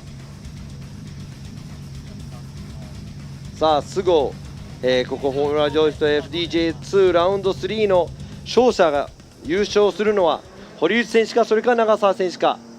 まもなくスタートです。 Prior tandem battle, Horiuchi threw down a solid lead run, which made it easy for Nagasawa to do the chase. Let's see if Nagasawa can mimic that. A close proximity chase here in this tandem battle. There they are. Horiuchi doing his thing right there. Coming around to outer zone 2. Beautiful job there through outer zone 2. Swinging it back around outer zone 3. And look at that right there, Nagasawa. With beautiful proximity, staying right inside that pocket. さあ先ほどと同様長澤選手後ろですごいプレッシャーをかけながら堀内選手を、追尾。堀内選手前で、先ほどと同様綺麗な先行の走り、アウトゾーン寄り切り、角度も、つけながらアクセル回路全開、そしてこちらちょっと長澤選手、アウトに、堀内選手より少し外に出たかなぐらいですが、近いところをずっと走っていたのでね、両者素晴らしい走りだったんではないかと思います。Looks like a beautiful run by both cars. It looks like towards the end or the mid-track, Nagasawa dips out a little bit more than Horiuchi, but Horiuchi dips the tire as well there outside zone 3. So I have to say Nagasawa was giving a great chase, pressuring Horiuchi a lot. Horiuchi doing a great job as a lead car. So this is going to be very interesting when the tables are turned, where Nagasawa is going to be leading and Horiuchi is going to give chase. Yeah, Horiuchi definitely cleaned up the mistakes he made on his last run in the lead position. So we're going to have to see here if Nagasawa is going to be able to throw a solid run, because that was one of his big struggles that he had his last run, his last go around. Yeah, I would have to say preciseness. I'm sorry. This is my opinion, but it looks like Nagasawa is the more precise chaser versus the Horiuchi is the more blowout, outgoing, stylish style, I guess. Oh, so that's lead, like a yeah. different style of driving by both of the drivers. I mean, very different cars, very different drivers. ね、このドライバー2人ともね、すごくうまい走りができていると思うんですけど、なんかちょっと対照的なスタイルで、長澤選手はなんか静かに、テクニックで追い詰めていく感じ、そして堀内選手は、エキサイティングで、なんか暴れん坊みたいな感じでしたので、今回のスタイルがちょっと異なる2台、車も全然違う仕様なんですが、どちらが勝つか。今度は、堀内選手が後追い、長澤選手が先行。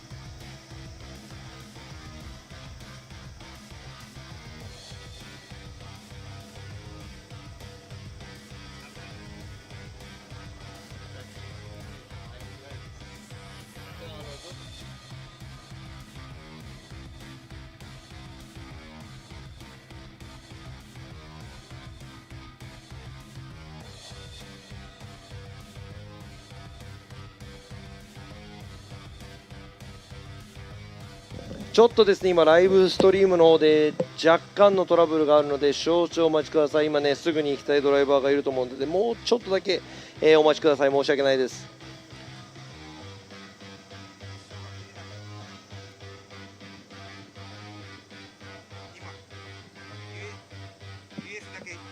Yeah, just US. FD Japan works.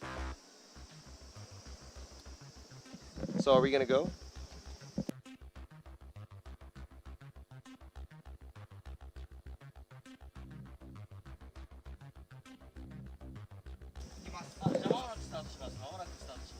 さあお待たせしました。まもなくスタートします。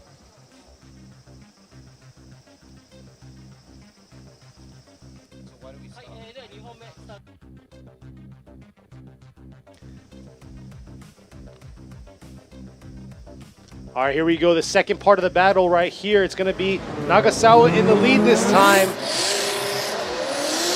He's going to collect himself here, but right here, Horiuchi looks like he's a little bit more aggressive. Coming in right there, real hot, right up against his door. Beautiful shot, carrying it through. Let's see if he can finish the rest of the track like that with that close proximity. Just getting lost a little bit in that sauce right there, leaving out of the 4. Let Nagasawa get a little bit of a gap there. さあ今長澤選手が先行で飛び込みで堀内選手いい飛び込みぐーっと寄っていくところですがちょっとラインがちっちゃいところそしてその後です長澤選手ここからちょっとアウトゾーンにも小さいですが、先行の走りそして堀内選手がその後ちょっと寄りすぎた後にですね全体的にラインがちっちゃくなってしまったかなという形。Yeah, looking from when I was talking and whenever I'm looking at the replay, you can see how he took the shorter line. So that's the reason why he created that gap against Horiuchi.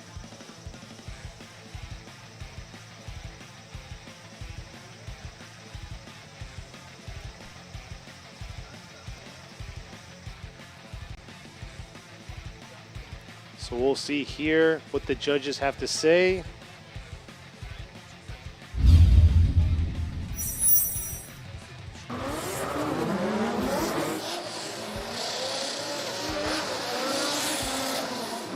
Here's a cross comparison between the two. Horiuchi diving in right there real early and then swinging back around. But look at the smaller line. Horiuchi doing a phenomenal job, able to hit both zones there. But Nagasawa looks like he just kind of made it a little bit, trying to get through a little bit faster and carry the momentum through those zones.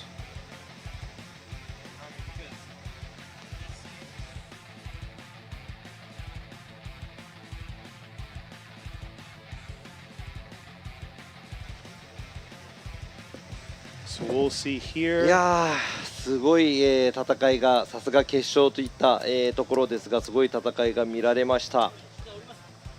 The good thing is if we don't see y'all's names on the board, that means we have a result. Exactly. I'm catching on. See, it only took 3 seasons. さあね、ワンモアタイムの時だけ、こちらにスクリーンに表示されますが、表示がないという時は、もう決まったということで、決勝のドライバーたちを集めて、目の前でどっちが勝ったかっていうのをアナウンスしていくところなんですが、さあどうなっているんでしょうか。僕もね、こんな言えないですね。I can't say anything right now. It's a secret. Exactly. Hopefully his mic, whenever he's talking, gets turned off. Yeah, so we'll see here. Sorry for those viewers that are on the Formula Drift US YouTube channel. We are, having the little technical screen. difficulties. Yes, but the Formula Drift Japan channel on YouTube is good to go. So if you are hearing or if you can hear, jump over on that side so you can see what's going down. And you can get the final results of today's round 3 here at Sportsland Sugo of the 2022 Yokohama Presents Formula Drift Japan FDJ2. さあいよいよね、決勝も戦ってもらいましたが2022年、横浜タイヤプレゼンツフォーミュラドリフトジャパン FDJ2、スゴのラウンド3スゴようやくですねバトルが終わったところでどういった状況になってくるんでしょうか。これは決まったのかなどうなのかな。 So do we have a verdict? We'll have to wait and see.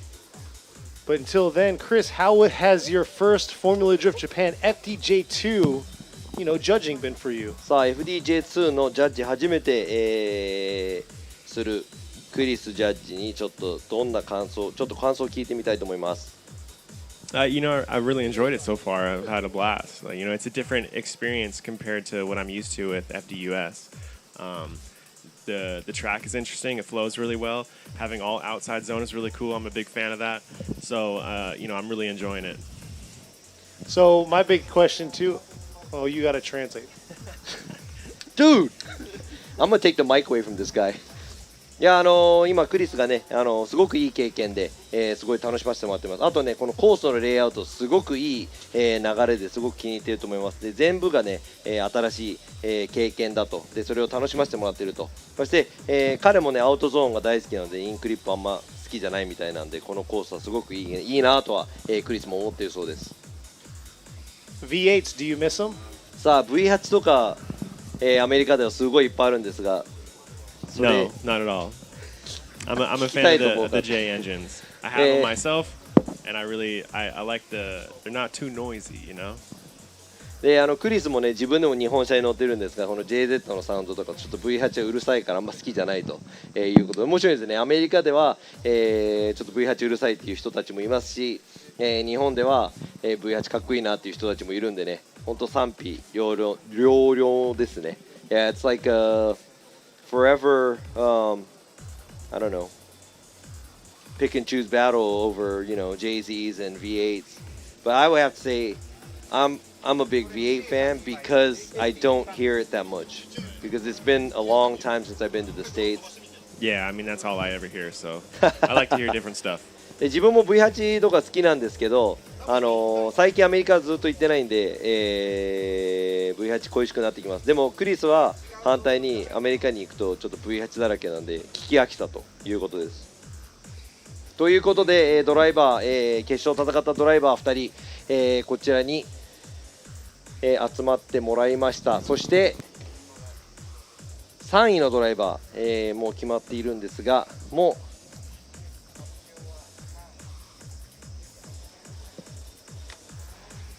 こちらジャッジ席の前、アウトゾーン1のところですね、こちらに車を向けながら、整列してもらっています。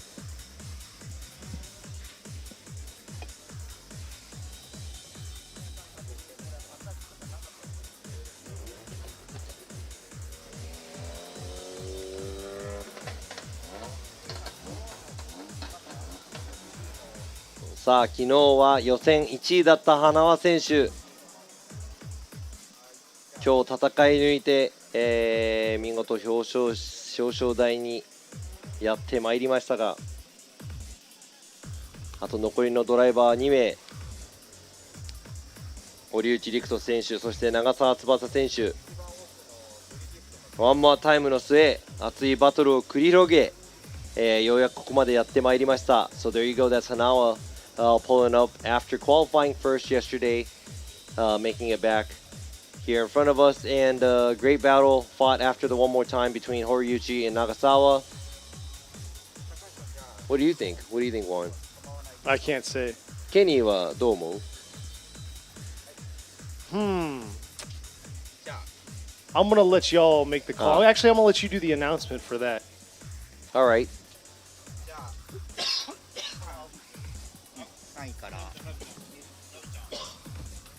Oh, there you go right there. Look at Sugo, what they did. They cut the grass, and check that out. They put the FD logo in their grass. That's pretty tight. これご覧ください。映像、ドローンの、このね、映像を見て分かる通りですね。こちら FD のロゴをなんと菅生さんの、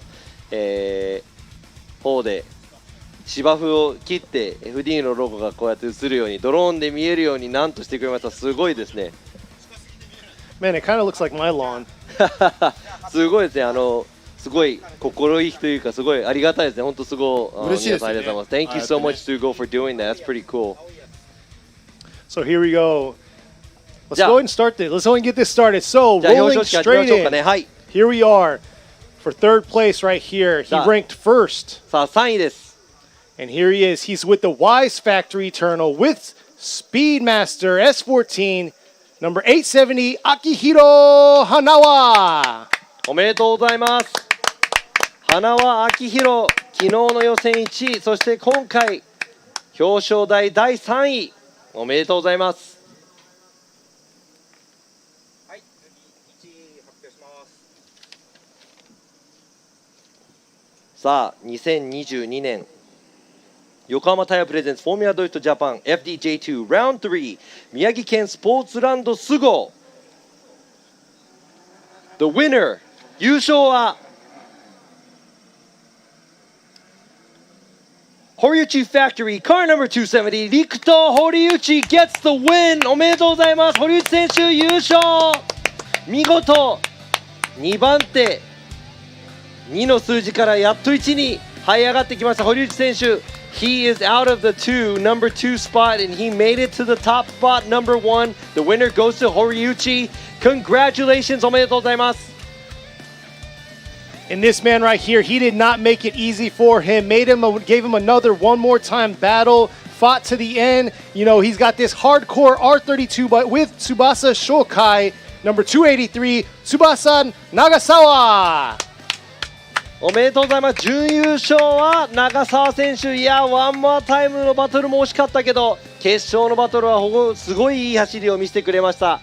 この2名のドライバー、長澤選手、これで今季2つ目の、表彰台、1戦目鈴鹿では優勝、今回惜しくも2位ですが表彰台です。さあ、ここでですね、3名のドライバー、優勝した、堀内選手から、インタビューを、少しさせてもらいたいと思います。So let me go ahead and ask Horiuchi how he feels about taking the win here at this round in Sugo after his second place podium win. さあ、今回やっと悲願の初優勝、前回2位、シリーズ2位、そして昨日の予選も2位、やっと2の数字から打破できました。堀内選手、1位優勝おめでとうございます。今の気持ちをお願いします。はい、まず素直に嬉しいです。喋れないんで質問していただけると。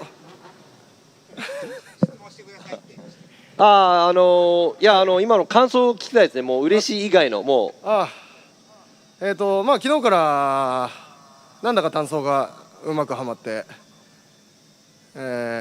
本当に練習もあんまりミス出なくて、正直今日の朝はトラブっちゃって練習あんまりできなかったんですけど、みんなが助けてくれて、なんだかよくわかんないですけどエンジンも綺麗に回って、なんか決勝が一番上手に走れたっていうか気持ちも乗ってたんで、またなんだろう、勝てるように頑張ります。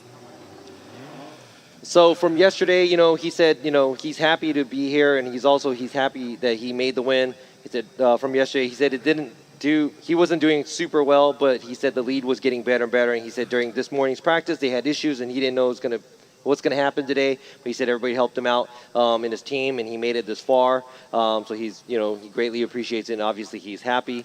いや、前回、からの、表彰台2位、今回優勝なんですが、やっと前回も多分優勝したかったと思うのでやっと取れたんですが、何か大きく前回から今回までの間に気分的には変わったんでしょうか。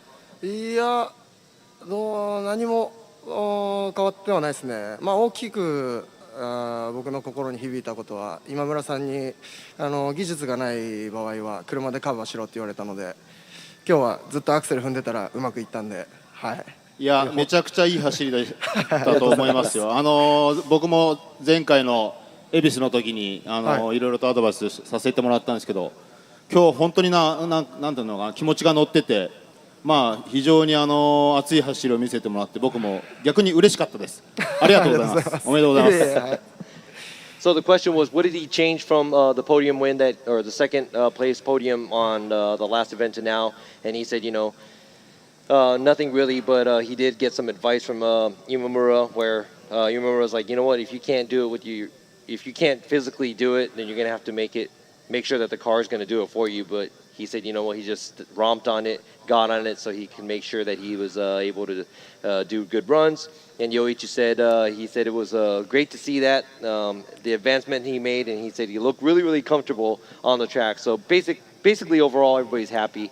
ということでですね、見事今回初優勝した、堀内陸斗選手おめでとうございます。そして熱い走りを見せてもらって本当にありがとうございます。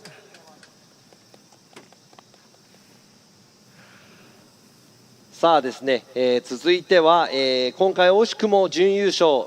しかしですね、またこのシリーズのポイントランク争い楽しくなってきたのかなと思いますが、前々回ですね、鈴鹿では優勝、そして、恵比寿ラウンドではなんと、予選落ち、そして今回、2位準優勝ということで、長澤選手の今のお気持ち、聞かせてもらいたいと思います。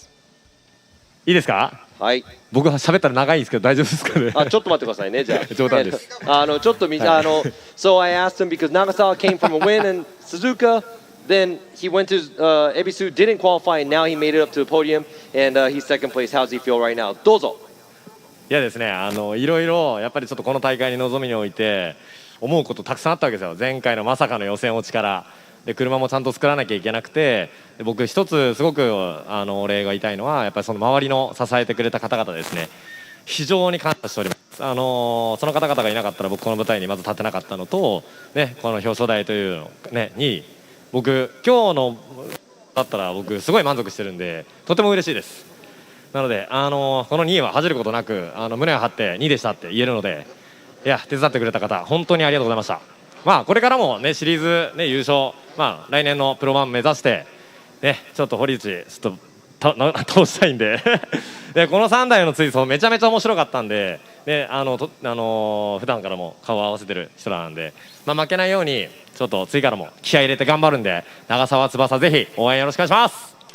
おめでとうございます。おめでとうございます。Yeah, he said he was looking forward to the rounds, but he didn't qualify last time, and you know, he knew he had to do something, but you know, he got a lot of help from everyone around him. So he said he really wouldn't have been able to do it without everybody's help, and he wouldn't be here without everybody's help. So he's super happy and he's stoked about being second place. So he's not even upset that he's not first. He's second. So he said he wants to be super loud and proud about being second. And also, you know, being able to battle with these other two drivers as well. He's always been driving with these guys. So he said he was really happy to be able to battle it out with these guys. And everybody's great drivers. But he said he is gunning for the championship. And he's going to want to make it into the Formula Japan Series for next year. So he said watch out for them. And please cheer him on as a driver.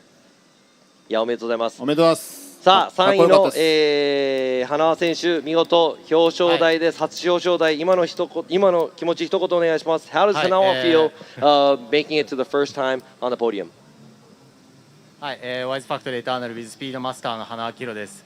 今年からフォーミュラドリフト2に参戦し始めて、昨日の単走予選では、単走トップで通過することができて、今日も優勝する気満々で誰にも負けないっていう意気込みで来たんですけど、まあちょっと翼さんに負けてしまって非常に悔しい思いでありますまあ次は負けないんで、堀内さんもそうですけど、まあとはいえここまで来るのに毎日コツコツいろいろ積み重ねてくる中で、仲間だとかスポンサーの皆様の応援があってなんとかここまで来れたので、僕を信じてついてきてくれた彼らには本当に深くお礼を申し上げたいと思います。まああとは、まあ、今ラウンド3なので、ラウンド6までちょうどシリーズ折り返しのところですので、今年フォーミュラドリフト2に出る時からこの2台は俺と勝負したら面白いことができると思ってずっといた2台だったんで、この3台でフォーミュラドリフト2っていうカテゴリーが面白いっていうのをいろんな人に届けたいと思ってるんで、ぜひとも今後とも僕ら3台含め応援よろしくお願いします。はい、以上です。Yeah, ありがとうございました。So he said, you know, this is his first time in the series for FDJ2, and he was able to qualify as he was top qualifier from yesterday, and you know, it was too bad that he lost to Nagasawa earlier. But then he said next time he's gonna, you know, make his revenge. But he said he's also happy for the two drivers, and they always drive together, and they know each other really well, and they know the three drivers are really good friends and also good. rivals as well. So he'd like to thank them for being here, but also he wants to thank his sponsors and all his friends and supporters that helps him and also believes in him, and he can't thank him enough. And being in the middle of the round, we're at round 3, which is the hump of the series. He's happy to be able to make it this far, and he said he wants him and also these two drivers to make it look like FDJ2, to show the skill set of the FDJ2 and make it funner so he could show off their skills here and make sure that the FDJ2 looks great as well. So he's representing the sport. Great to know that, and very great driver, a lot of skills, and he's very thankful for everybody being here and also thankful for everybody cheering him on. So that was some great stuff right there. I think that was nice. さあ、3名のドライバー、そして車両が整っているところで、フォトセッションということで、今ですね、コース上で少し、写真を撮ってもらいたいと思います。Looks like they're going to have a photo shoot right there, right in front of the judging stand at the outside zone 1, where we can see them. They're all set up right now, first, second, and third place. But as you were talking earlier, I wanted to cut in, but I know you're doing your thing back and forth with Japanese and English. In the comments section, they were definitely saying that this has probably been one of the most exciting events for FDJ2 that they've seen. So definitely these drivers are stepping up their game, and they're doing everything they can to not only perform for you, but try to step their game up to FDJ. いや、本当にですね、コメントでもね、FDJ2 1、盛り上がったラウンドではないかという、コメントも多々ありましたが、こちらスケジュールが、スクリーンに出ています。最初の1戦目、2戦目、3戦目を終えまして、4戦目、次回は奥伊吹モーターパーク、ラウンド5は岡山インターナショナルサーキット、そしてラウンド6、ファイナルが、富士スピードウェイとなっております。Here's the schedules. We're done with the first 3 rounds. The next round is going to be at Okuibuki Motor Park Gymkhana Course in Shiga Prefecture. The round after that is going to be at Okayama, which is another international track, and our finals is going to be at Fuji Speedway. That's also another international track. So these guys are going to battle out. I am really excited to see who's going to come out to be the winner of FDJ2, and this is the second season. I think we had a great season so far. I'm looking forward to a lot of success with these drivers making it to FDJ2. さあ FDJ2 ね、2シーズン目ということでどんどん皆さんねステップアップしてドライバーもレベルが上がってきていると思いますが、この先折り返し地点ということで FDJ2 シリーズランキングで誰が優勝するのか本当に楽しみになってきました。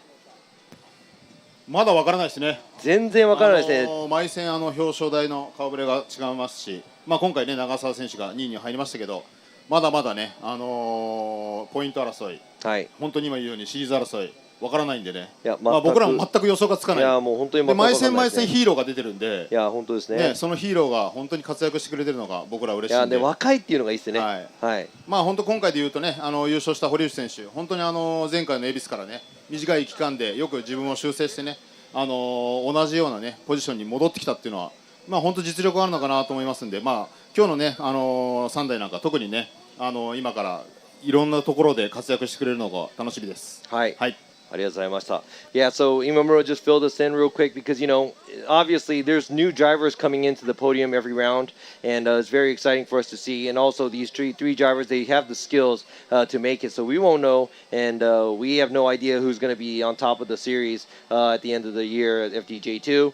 And the skills are there, very exciting driving, new drivers, and they're all young. This is really great for the sport as well. So thank you very much for joining us. そしてね、お越しの皆様、今日この後ですね、予選がありますので、FDJ の予選、お付き合いお願いしたいと思います。Those of you who are watching, don't forget to tune right back because we're going to take a short break after this. We're coming right back to the Formula Drift Japan series, and this is the This is a third round, but the big thing I want you guys to know is this time it's going to have 2 channels. So we're going to have the Japanese live and English live. Yeah, so if you want to see the English side, go to the Formula Drift USA YouTube channel. And then if you want to watch 日本語の放送と英語の放送、今一緒にやっていますが、フォーミュラドリフトジャパンのラウンド、今日午後ですね、サイバートム、コメンテーター、そして谷口信輝、ドライバー、兼コメンテーター前回は、ジャッジだったんですが、日本語サイドの、実況をしていますので日本サイドのもご覧ください。そして英語の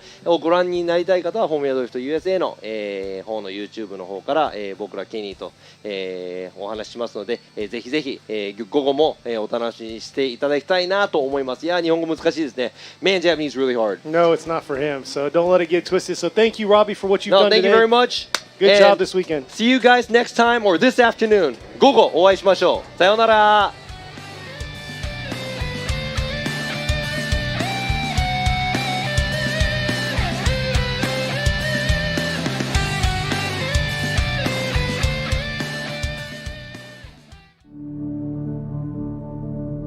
フォーミュラドリフトジャパン。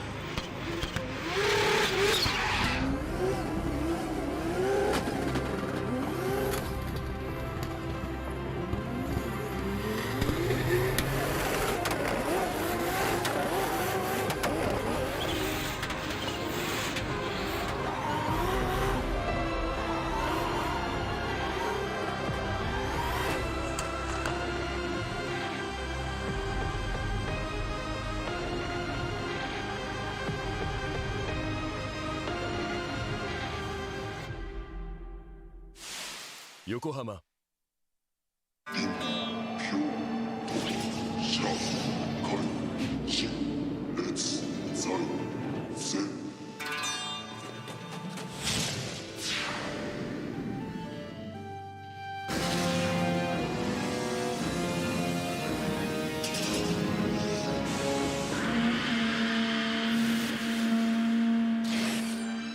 Ultimate lubricant. Mortis.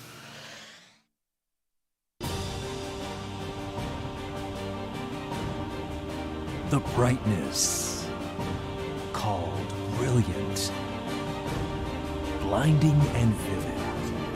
Valentine. What's up, guys? It's Frederick Ospo, and I use RSR suspension on all my drift cars. I love RSR.